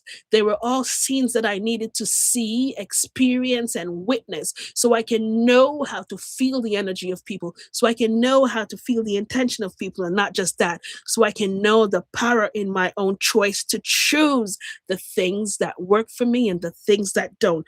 God, I regret nothing, not one thing. And with that surrendering and acceptance of anything and everything that ever happened to me, that means from this day, January 4th, 2026, there is nothing left in this world that I need to look back on. There's nothing left into this world that means that I do not need to feed with anger and hate and bloodthirst and bitterness. Because if I surrender all to you, God, if I accept everything that happened, it means there's nothing outside of me that I need to look back on. And with that, I accept every chapter, every wound, every lesson, and so it is. May you understand that what hurt was just a scene. It was just something that was to be watched and witnessed. It did not hurt the essence of who you are. It never hurt the essence of who I am. And when I use the word I am love, I am grace, I am blessed, I am a light of God, and nothing breaks that. Because what God has planted for you, no man can uproot it, no matter what season, what storm, what chaos may come. Remain grounded in this faith and knowingness that I shall not be moved unless I choose to move myself. And may you trust that God has already prepared a new stage for you, a new season with new people, and all you have to do is say, God, I'm ready. And when you say you're ready, feel the ownership of the readiness of this new season that you step into. The new people, the new love, the new joy, the new story, one rooted in truth and freedom and wholeness. So I will not deplete myself anymore to allow other people to smile. I will smile first. I will laugh first. I will love first. And I embody the love and the light that I am first. And if you wish to see it, you can be in my light. But I will never turn my light off to make anyone comfortable again. We pray for surrender, not for the kind that gives up, but for the kind that opens doors and hands that say, I trust what I cannot yet see, but I can feel it coming in, and I'm calling it in this moment because I know that there is something always ethereal at play in my life that gives me even gifts I never prayed for. That in the nick of time, because I never trusted enough, just before the second, I receive exactly what I asked for. Well, this year, God, I trust and I know, so I call it in now. So you can light up every step that I take before I take it. So I can trust even going around the corner that you already have something set up for me. That I can move from the back seat of my car and take the steering wheel of my life. So I can know that everywhere that I go, my internal GPS is now turned on and it is guided by angels. It's not guided by man. It's not guided by culture. It's not guided by society. I am riding into the life and the seed that God has created for me. We pray for this world, for the leaders, for the decision makers, even if they don't know how to decide. God, I know you will decide for them. And I know that you plan for the plan that the enemy has for this world, and you already had a plan for that plan that they made. So we are not worried. We will observe and not absorb the atrocities that are about to unfold in this world because we know that at the end of the day, when the dust settles, we will see the light. We thank you, God, for ownership, for partnering with us to put us in these beautiful spaces that we're not burnt at the stake anymore. 2026, we can speak openly about healing. We can speak openly about the power of words. We can speak openly about people calling in and speaking to angels without caring about what anyone else says. We can speak openly about understanding the light that we are. And we can speak openly of understanding that we do not fear death anymore because there is no death in the grace of God. It's only an expansion of the source of love. May hearts soften. May your ego dissolve. Don't kill it. May fear lose its grip on you. May anger lose its grip on you. May shame lose its grip on you. May these illnesses that you say you own lose its grip on you because this moment you are going to say, I am healed, I am restored, I am whole. May this world and the illusions that it created to make you fearful of just breathing the breath of God with intention lose every grip on you. And despite all that has been predicted and the probabilities that may come, God has already planned and choreographed those scenes. Feed this country, feed your household, feed this world, feed Gaia. Feed yourself with love, not fear. This world needs not one more drop of fear. It needs your love. It needs your faith. It needs your ownership. It needs your partnership. Intercede with your families. Pray for your children. Pray for yourself. If you don't anchor down in believing that I have the power in the words that come out of my mouth in instructing this world exactly how I want to experience it, well, who will do it for you? God asks you to trust you this year. Not just what you see and what you hear, but what you feel in your heart. Pause before you react to these atrocities that will unfold. Pause and say, God, is this true for me? God, how do I add my light to it? God, how do I be the light of God in this situation? God, how do I be the lighthouse in this world? And most times it's just being the lighthouse where you are. It never asks you to do anything impossible. It asks you to simply be you. So I request to ask for a benevolent outcome for everyone who is sitting in this space right now, who is given time on a Sunday. As you start your week, I pray that every benevolent outcome that you could ever request, to have that financial situation uplifted, to have your illness uplifted, to have your worth and your voice being heard, to have your worthiness restored, to have the love for yourself restored, to understand that God orders your step and stop asking for God only to give you $1,000,000. God, I ask for you to open up the dimensions from all sources of abundance. Money is man made, but God allowed it to be energy, be in a relationship with abundance, not just the coins. So, God, as you open up the door for abundance for everyone who's here and everyone who will watch this, allow me to have friendships that are worthy. Allow me to, yes, receive money. Allow me to open up my gifts and services. Allow me to have partnerships that are worthy. Allow all the ships to come into my port with good fruit. Allow me to see and feel the intention of others before they open their mouths. Allow me to be guided in the light of God. We are held, we are guided. We are the resource of light on this planet. And whatever it is that you came here today for, your guide sent you here for something. Matter of fact, your guide sent you here for everything. And as we unfold this prayer never ends because it's in your heart. Feel it and own it and whisper it and understand that all you need to say every day, if you feel like it, God help me. God allow me. God guide me. God protect me. It's never fussy words. It's just the feeling that you embody. And as we close today, we send healing across this planet.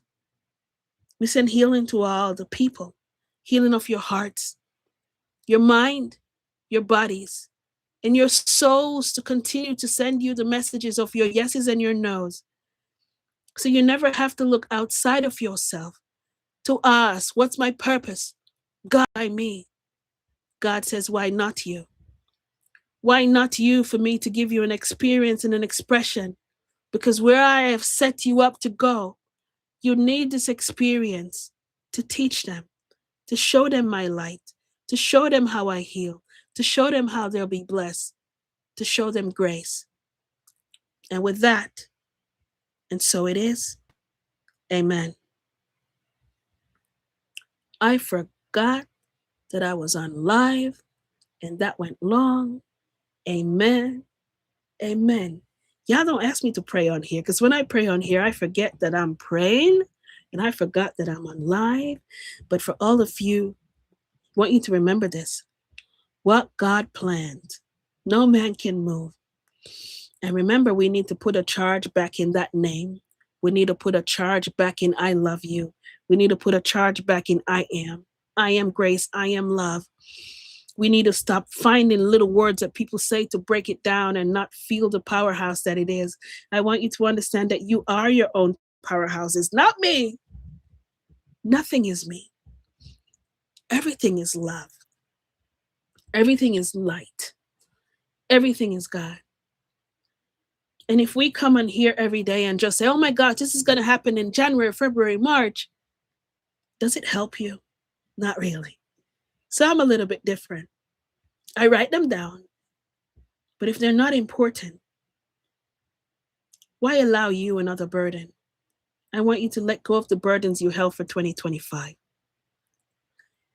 So if you continue to be on this channel, this is kind of what we do. We want to change the way you see life. We want to change the way you experience life. We want to change the way you see your partner, your children, your loved ones. Understand that it's not about judging others. There is some point in your life when you still collectively made a choice to say, I'm staying in this relationship, this friendship, this situation. So stop judging others, because when you judge them, you judge yourself. But do a complete assessment, write a list.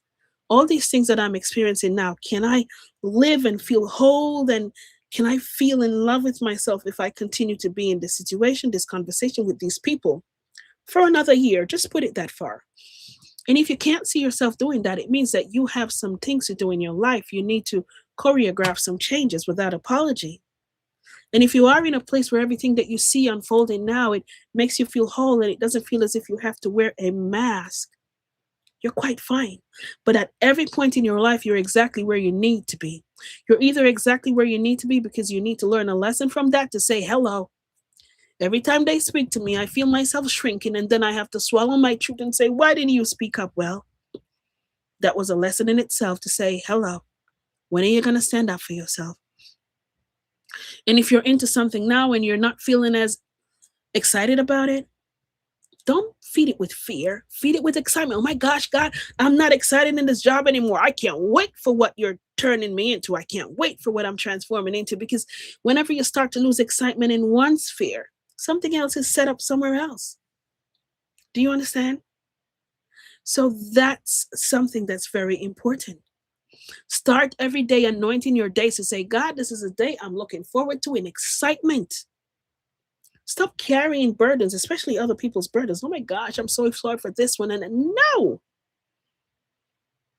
God can. You can in your trust. But if you're going through something that feels like a repeating pattern, even though it's another face, another place, another people, it's just that you haven't stepped off your stage in this life. It's a whole stage. And you're going to focus for the rest of this week watching the collective stage of something that's happening in another country because there was a plan of other people for power, and I need to have power and I need to get the resources. And Gaia says, well, they can't own it, Nikki. They can't own not one part of this planet. And we spent 20, 30 years.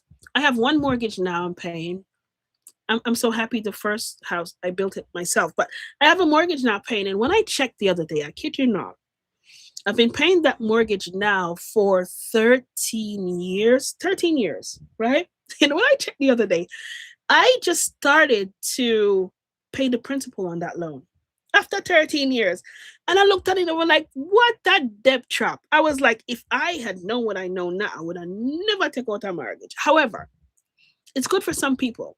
But the reason why I said that to me, I was like, I mean, a couple of years ago, it was everything in the world. I don't care. I'll take 25, 30 years to pay this. 13 years. I just started to pay the principal. I was like, wow, what a debt trap. And I laughed about it because I'm not angry about it. It's an experience I needed to have. And it shows me how much of an illusion this world is because after 25 years, man, am I going to live there? I'm not even living there now. Do you know what I mean? I'm like, slowly when you become enlightened, do not follow these scenes that are given on YouTube and all these places to make you feel as if I am not worthy, so I'm not enlightened. Enlightenment is like stepping out of this room to another room and it's a brighter light. Enlightenment comes with a perspective change where all of a sudden the people around you in your life, you see what part they're playing in your life. I can see the people in my life that wants to be a parasite in my life. And I can say, oh my gosh, that's why every time after I'm finished speaking to you, I feel my energy gone. And I can see the part that this person plays in my life. Oh my gosh, you really hold me down. You keep me grounded. And I can see the part that person play, although they're angry. Instead of, I'll tell you this, and this might help you. My guides allow me to see people who are angry as kids in Pampers. I kid you not. I don't know why. I don't know why, but I have to share this with you. So if you have somebody in your life, in your family, a loved one, husband, wife, whoever it is that always gets kind of angry, at first I used to see the Angry Bird. You remember the red bird in the Angry Bird animation? And I never forget when I saw that. I was dealing with a cousin the other day who was really mad. Like, when he was talking to me, I realized while he was talking to me that he had an entity attachment, which is for another life, right? But when I saw the entity attachment, in spirituality, we call it familiar spirit. Man, I can't believe I'm talking about these things now. Years ago, I would have been afraid, right? But he had an entity attachment. So this cousin who was normally angry and stuff, right? But he was more angry than ever. Like he was raging mad, like almost I go mad. And I thought to myself, he picked up an entity. He's feeding anger so much that he just connected himself with another energy that wanted a vessel. We'll call it vessel. He wanted something to attach to that energy. And it's funny, he was talking to me. I was like, he must be mad. I'm not even stepping outside of my light to meet him. So I was very silent, and the more silent I was, the more angry he got. And I could observe what he was pushing, and he was reflective as a distraction in my life, although he was a loved one. Yeah. And I thought to myself, yeah, yeah, go stay right over there in your darkness. I said to myself, I'm not stepping out of my light to meet you there. And when the conversation was finished, I was okay. I didn't take on his energy of anger. And I remember that night I said, you know what? I want to only communicate with his higher self. And it's funny, a couple of days after, he called me back and he didn't remember talking to me at all. He didn't remember. He was talking to me like it's the first time he was talking to me in that month. I think this happened in November last year, or November or December. And I was like, bloody hell. I was like, whoa, I am actually talking to his higher mind now and not that part of him that's weird, right? And it was very interesting to me to say it's not about us shifting timelines, it's about us choreographing and creating the scenes that we want to see in our life. So I just decided I am not interested to communicate with that version of him at all. Right. And a couple of weeks after, I remember then I talked to him, and then his guides came in and helped him out. And we really found out that he had a entity attached to him, which is fine. And he's very religious. So this is in the name of the Father, the Son, and the Holy Spirit. And after it was done, it was like, oh my gosh, I feel so light. And I was like, stop feeding this bloody anger, because you feed anger so much. You found yourself attracting yourself other energies out there of anger, which is feeding on you parasitically, right? And that is something that is coming forefront for 2026. So I'm asking you to be aware of your energies, be able to regulate your energies, right? Be able to understand how you choose to react to things. There's so many things that we're coming online now because I don't know when, but I'm just going to work on that then one by one. The only thing that I have out now is a self-love and healing course. If there's anyone here who received my self-love and healing course, let me know how it's going. Please let us know how it's going. I'm going to plan on having a group session sometime in this month where I can invite all of you so we can discuss what you went through. If there's anything you don't understand still, so we can still give you back end support, right? We decided to extend that sale because so many people asked me, they wanted me to wait until, I don't know what comes up in January in this country, wait until I get some kind of money. So I did that. Plus, quite a lot of people got it free also, which was kind of cool. I love that. But if there's anyone here who's working through the self-love and healing course, let me know. And there's so much more that we'll bring online, but I'm trying to work it out where it's just going to be on our community mostly, so people there can get it. But I want you to be aware of the energies and always be aware of what energy are you feeding. Be aware of your family. Oh, the giveaway, the books. Blimey, thanks, Sherry Ann. Okay, so I have books here that came in, and they're already wrapped up. I just need to. I've got books here. I've got 2 books.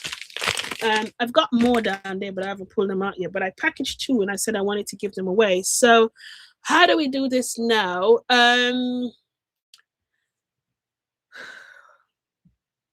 God gave us free will. The control over our lives is in our hands. It's true. God gave us free will. And the biggest power we have is the power of choice. It's a power of choice.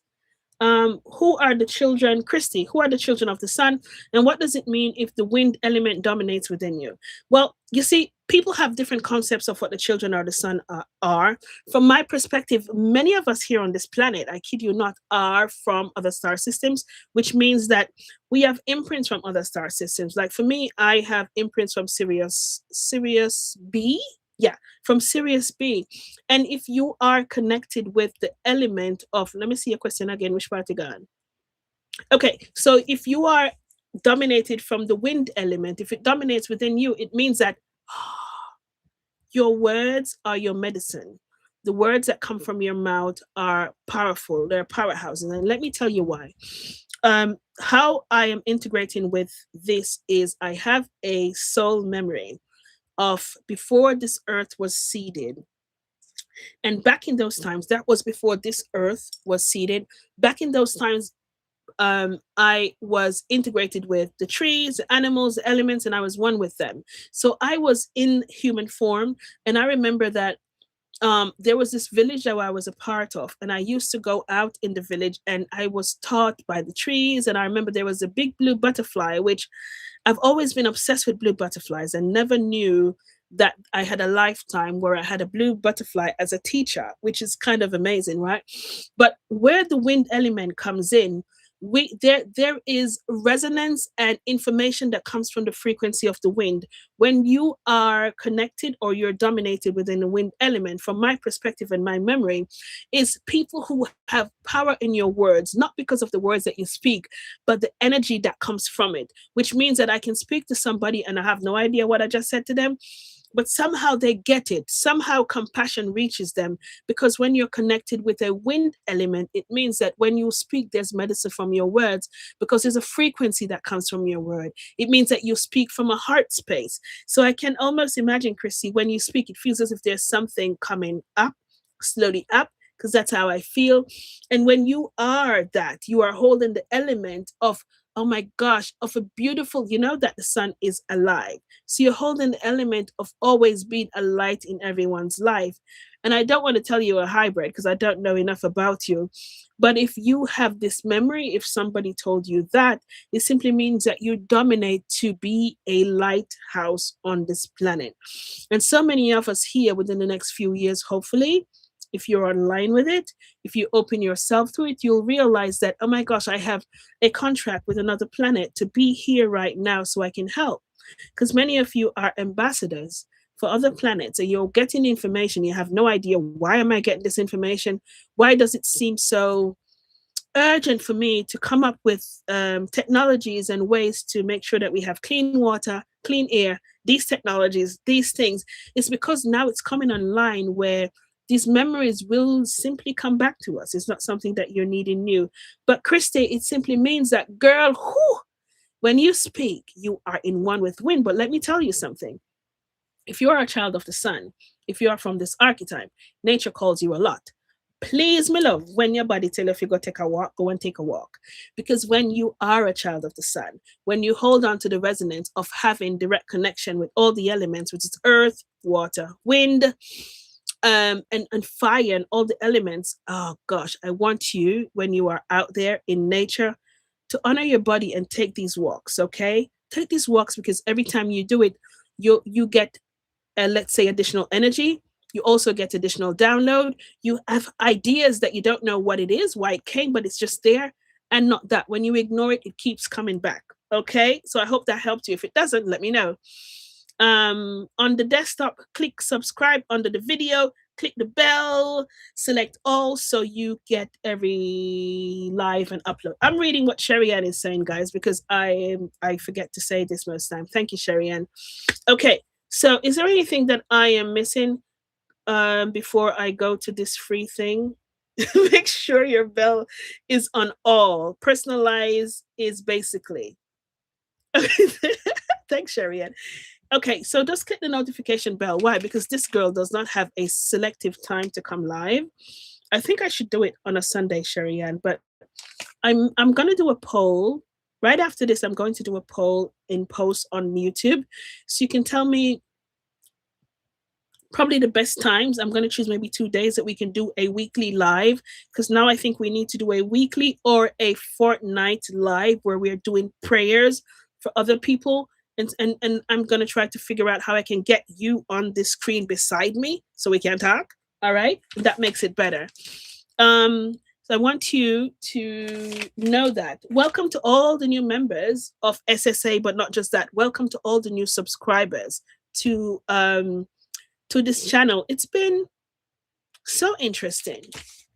Let me tell you something that I want you to reflect in your life. There is an ethereal source that just controls everything. There is no video that I can post on this channel that I can take ownership of. There is nothing that happens in my life that I can take ownership of. I can know that I trust God and I trust my guides enough where when I just started to come public with this, which was just last year, and it started from Dick Dingus. I love him so much. He's a member of Irons, right? And he contacted me one day. No, that's a lie. It started actually from Alba Weinman. And I did a regression with Alba. And by the time I was done with this regression, it was so mind blowing. And Alba said to me, "You don't have an excuse this lifetime. You made a promise to yourself in all those lifetimes that you will not keep your mouth shut." And I remember she said to me, "If you don't do it, you're gonna have to do it again." And I remember I was like, absolutely bunkers not. I'm not gonna do this lifetime again. I want to speak. So she said, "Well, speak." And I remember after Alba, and she aired that session, which is on Alba Weinman's. I don't remember what it is now, what number it is. But anyway, after I did that, I remember right after that, I did one little video. I was like, okay, that's enough. And I said to my guides, enough people out there already talking about self love and God and universe. And I don't want to go out there to say it because I'm going to say the same thing that people said. And I remember, if it's not Mother Mary, it was Archangel Raphael, who said to me, everyone has their own soul cluster. If you are meant to be a lighthouse on this planet, which so many of us are in our own ways, they said, well, if you don't speak about it, if you don't speak about, oh my gosh, I'm going to speak about my truth and the holiness because it's going to help someone. They said, well, your soul cluster on a soul level before you chose to be on this planet, you had a contract and a promise with them to say, when the time is right, you will either hear my voice, see my face, or you will feel my energy. And that will start to almost awaken that junk DNA that people say they don't know what it's for. And it allows them to start to use the other 90 percentile of their brains. And I thought to myself, bloody hell, so I have to, right? And I remember I said to my guides that night, I said, I'm not marketing this. And they said, you never have to. Just make a list. And I kid you not, I have to find it. I remember I made a spreadsheet and I started to go through YouTube. And I said, how am I going to do interviews? And they said, well, just trust. And I remember one day I got a call from Dick Dingus. He's from Irons. And he was telling me, oh, I saw your story. And I don't know how the story got on Irons. And I don't remember it. But anyway, he said he saw it and they gave him my number. And he wants me to be a part of their group.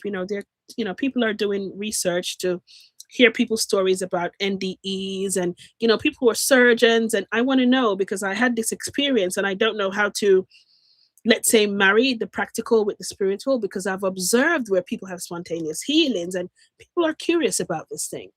And on the first meeting with him, who was it? I think it was Archangel Michael that came through. And that was my first public channeling. That was the beginning of last year, 2025.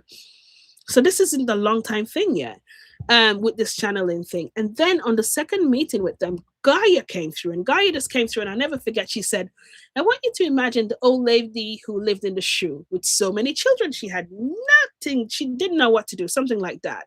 It's on one of the playlists here. It's on the playlist that says channeling on my channel. That was like the second channeling I did live. And I was like, I'm never going to do that again because I looked too weird because I was moving my hands more. And I was like, nope, nope, nope. I'm not going public with that. And I remember Dick said to me, Nikki, you're going to have to go public with this. And I made a list then. And I remember he's the first one who said, I think he's the first one who directed me. He directed me to people to do interviews with, Dick Dingus. And he's just a catalyst of change in my life. And God has just directed me to these people who I've never met before. But when I meet them, it felt like we knew each other forever, right? And these are the things that catapulted me. And every time it's choreographed. Every time it's choreographed all the way down. So to go on Next Level Soul, I remember I did a list. And I still have that. Don't have it in this office. I have in the other one. I have a spreadsheet that I created and I just started to write these names down, right, of these podcasts that I quite like. And I remember when I did the last podcast, you know what was after that? It was Next Level Soul and Oprah Winfrey. Don't ask me why. This is what I had. And I remember when I did the last interview, I was in the office one day and an email came in and I saw Next Level Soul, pop up on my phone. I was like, nah, that can't be it. And when I opened it up, I saw the invitation. I was like, I felt that energy rush in my solar plexus that tell me every time that I'm on the right path, right? Because I get my yeses in my body. And I was like, and now my friend was there, and I was like, come here, look at this. And when she looked at it, I was like, do you see that? She was like, oh, it's a big thing. And I was like, I internalized it, I took it off, and I just sat in myself and I said, oh my gosh, thank you, God. Because I didn't reach out. But when I look back on the spreadsheet, I kid you not, talk about art of manifestation. Every one of those interviews, the way I put it down in order came, including Next Level Soul.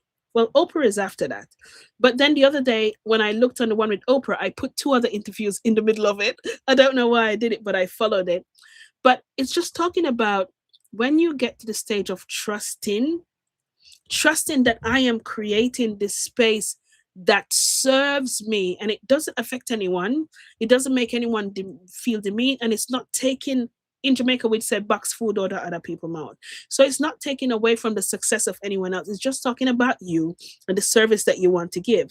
So that for me was the art of manifestation. Do you understand? So that's kind of what I did. Now I'm going to ask the question for the first book that I'm going to mail out to you.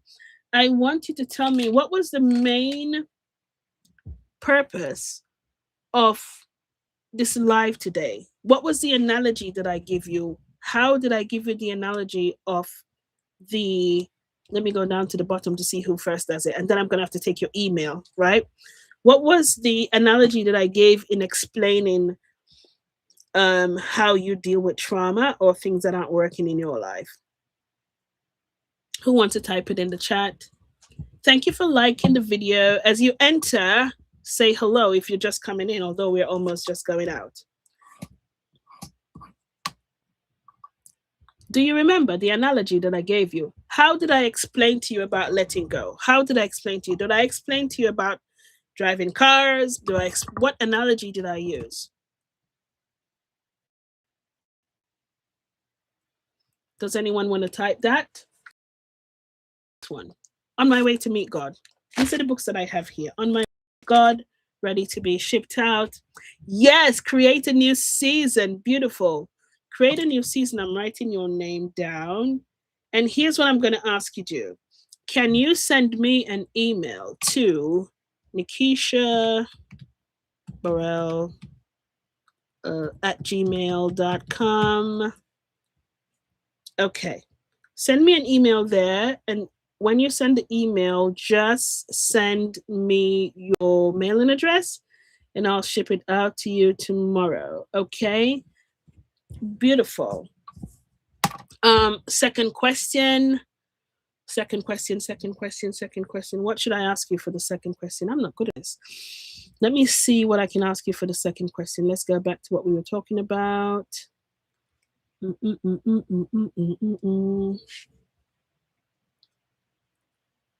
What's one thing that we spoke about that you need to let go of for this year? I have to look for this email, which I need my phone. What's one thing that we spoke about that you need to let go of for this year? Yes. Oh, LAKETT. Send me an email also. I'm writing it down. Anger. Because feeling anger is parasitic. It holds an energy charge that's so strong. And it's so strong that it can manifest itself into form. So we have two winners here. We have Laquette and we have Maivn. Two books. I'm going to ship them out to you tomorrow and just look forward to getting them. Okay, exactly. So if you learn nothing today, I want you to understand that whenever you start to feel off balance, and off balance means that you're receiving information that says, I feel tension, I feel tightness, I feel restriction. And when I feel this, it simply means that I am picking up a parasitic attachment from somewhere. Parasites in my mind is anything that feeds anger, fear, bloodthirst, doubt. Any one of these archetypes for me are distractions or parasites. They become parasites when you start to embody it. You start to embody it when you have a conversation with somebody and you internalize everything they say. You own the words that are very powerful that they say so much that when you're done talking to them, you start to feel pain. You're feeling the tension, you're feeling the tightness. And when you start to feel this, please understand that you have a superpower. Superpower is feeling. It's feeling the energy within you that says, wait a minute, do you feel that anger erupting in your body? It means that something right now, we want you to stop everything and observe it. And now you have the power of choice. Do you want to feed this parasite, this energy, this emotion that is about to take you outside of your light? Or will you choose to feed it either with love or ignore it? You have the power of choice. And because of that power of choice, I want you to own it for 2026 and stop giving away your power. And the next thing, which is the final thing, is change your season in your life. Season one has happened. The main thing for you to do is say, I accept everything that happened in season two. And if you have to fire director, if you have to fire the producer, the actors who played season one in your life, it's fine. It doesn't matter because it's done. And you're making a collective and conscious decision that I'm not watching any more reruns. I'm not repeating these patterns. I'm setting up a new stage in my life. And the stage that I'm setting up, I am now the director, the author, the producer of my life, and I choose the players who are going to be in my life. And because of that, I am setting up a new stage. I'm choosing the people that I want, and I'm choosing it not by myself. God is the one who's stepping forward and choosing them for me. So, in the power of how I feel the intention of people that I'm choosing now to be actors in my life on my stage because that's all it is. Yeah. So if I feel that your intention does not suit me, does not make me feel fulfilled, if you drain my energy, especially if you're an energy vampire, fired out the door without apology. So this year is the year that you speak your truth without apology. This year is a year that I embody love for myself. I love me so much that I will not turn my boundaries outwards to do things or say things that makes only you comfortable and me uncomfortable. No, no, no. That was season one of my life. It gone, it's done, it's on video cassettes, which means I don't even have a device to replay these scenes in my life. It's out the door. Other people may be living those scenes for themselves at their choice, but me, done. Season two, three, or four, but I'm not going back to season one. Okay? So that's what I want you to do. And I want you to, without apology, when you start to have conversations, interactions, when you're around people, situations, when you watch the newscast, when you are listening to people speak, if you start to feel these imprints in your body, tightness, lower energies, anything pressing, heavy, restriction, hyperventilation, this is information. Your guides, your angels, your soul is saying to you, wait, stop listening to that for a minute. Stop watching that. Stop interacting with this person for a minute and feel your truth. Your truth, which is your body, is telling you through your nervous system, is saying, pause. There's power in pause. Because when I pause, I stop absorbing. I begin to observe. Write this down. For 2026, I observe. I will not absorb the things when not suit me good. If it does not make me feel complete, I will not absorb it. Go to hell. So if it's not serving me, my body is telling me feel. So you pause, and in that pause, you can do an assessment. Wait a minute, why is he angry at me? Do I own this anger? Do I own this thought that I'm holding that tells me that I'm not worthy, I should settle? Do I own this anger that I'm feeling because I'm watching the newscast? Do I own this feeling indecisive because of all the things I went through as a child? Wait a minute. Does it serve me now? If I react to this in a dark way, if I react to this in feeding it with fear, does it allow me to expand? Does it allow me to shrink? If it makes you shrink, no. And then the power of choice that comes in is I choose not to feed this energy, this distraction, this parasite. And you keep living. Because remember, you are the director, You are the producer. You are the author of your life.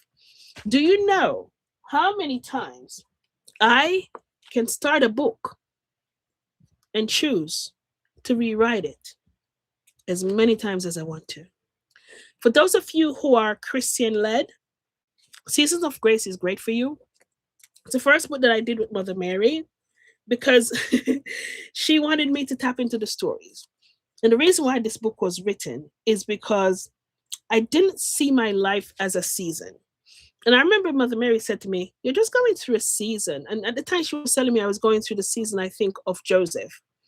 And I was like, you know how much stress Joseph got through? Joseph, brother, them never like him. And I was doing all this thing. I was giving all this excuse. I was like, Joseph's brother, them throw him in a pit in a Mother Mary. And she was like, that's a season you're going through. But she said, here's what you miss. In every season of Joseph's life, he was found favor. And that's how this book was written. And I have to get this book to send to some people also, because I did it in a journal form because I wanted you to be able to, after every chapter in any book that I have, I want you to be able to reflect it to your life. So I'm on book 2 on this one. It's pretty exciting because it's a nice twist. But this is not the one that's been sent today because I think I'm out because people bought them last week. And the reason why I have these here is because people want me to sign them. So I usually get a message for them. I write it in the book and I sign it and I send it. So it's only because it's autographed. If you don't want autographed books, they're on Amazon, and I have a lot of books on Amazon. It's not just Seasons of Grace and On My Way to Meet God. I also have children's books, which is what I started doing from the pandemic. I started doing children's book because my daughter was bored as heck and I wanted her to do something, and that's how children's books started to come. But anyway, I want you to understand that we're all going through a season in our life. It never lasts forever unless we want to live in that rerun. Yeah. So now in New York, it's winter. This season's so done and I can't wait for it done. So while I'm in winter season, I'm already writing my spring season because I don't want to be in winter forever, right? So this is how I want you to look at your life. So whatever season you're going through now, it's your stage, your scene. I want you to enjoy the rest of your week. Be observant of everything that happens in your life because every single thing is information and we keep missing it. We should stop missing it for 2026. What a person says, take it, feel it energetically, and believe it the first time around. Things that you observe, feel it for the first time around. Things that people in your life say and do, don't be judgmental. Feel into it to say, wait a minute, what's my truth from this thing that I'm witnessing? If I'm feeling tension or restriction, it's my guides telling me, no, no, no. Observe what you're going through now. Something here is not right for you. So stop ignoring the signs and keep doing these things. And then you say, oh my gosh, I can't believe they hurt me. Well, your angels were telling you through these feelings in your body that it wasn't going to work out. You never listened. Yeah. So the power of choice is what I want you to hold on to for this year, because you cannot trust for 2026, for the rest of the couple of years to come. You cannot only trust what you see with your eyes and hear with your ears. Please remember that Nekesha Burrell told you this. I want you to learn how to feel, how to discern, and how to trust your resource of light. Not trust what people say. Feel if it's true for you. Okay? Now, I've got to go because, my gosh, we are 22 hours and 26 minutes. We can't do it. I don't know why. I keep going long. But anyway, I will see you next week, Sunday, at the same time, because for once, I can guarantee that I'm going to do it. And that's it. After this video post, if you want to have particular topics, if you want to talk about anything particular, put it under the post so I can see it. I'll pin them to the top and we'll see what we discuss about next week. Okay. Enjoy your weekend, which is almost done, but set up the new week. Set up from now the people you want to integrate with this week. Set up with an intention the week that you want to call in. Have gratitude start every morning in gratitude. God, thank you for the pillow because it did soft. God, thank you for the dream because it did nice. Oh, and dreams are also information. So when you get dreams, especially if they have devil archetype or anything in it, stop being fearful of your dreams. Partner with God in your dreams and your angels. Your dreams aren't the devil coming in your dreams to tell you anything. It's your guides who are showing you what's happening in the spiritual realm. So stop running scared, okay? Partner with prayer with your dreams also. Everything is information because you are first energetic. This is my Ferrari. You choose what type of vehicle your body is, but this Ferrari now is going to sign out because I need to do some other stuff. Okay. Enjoy your weekend. Bye. And thank you so much for checking in today. Okay. See you next week, guys.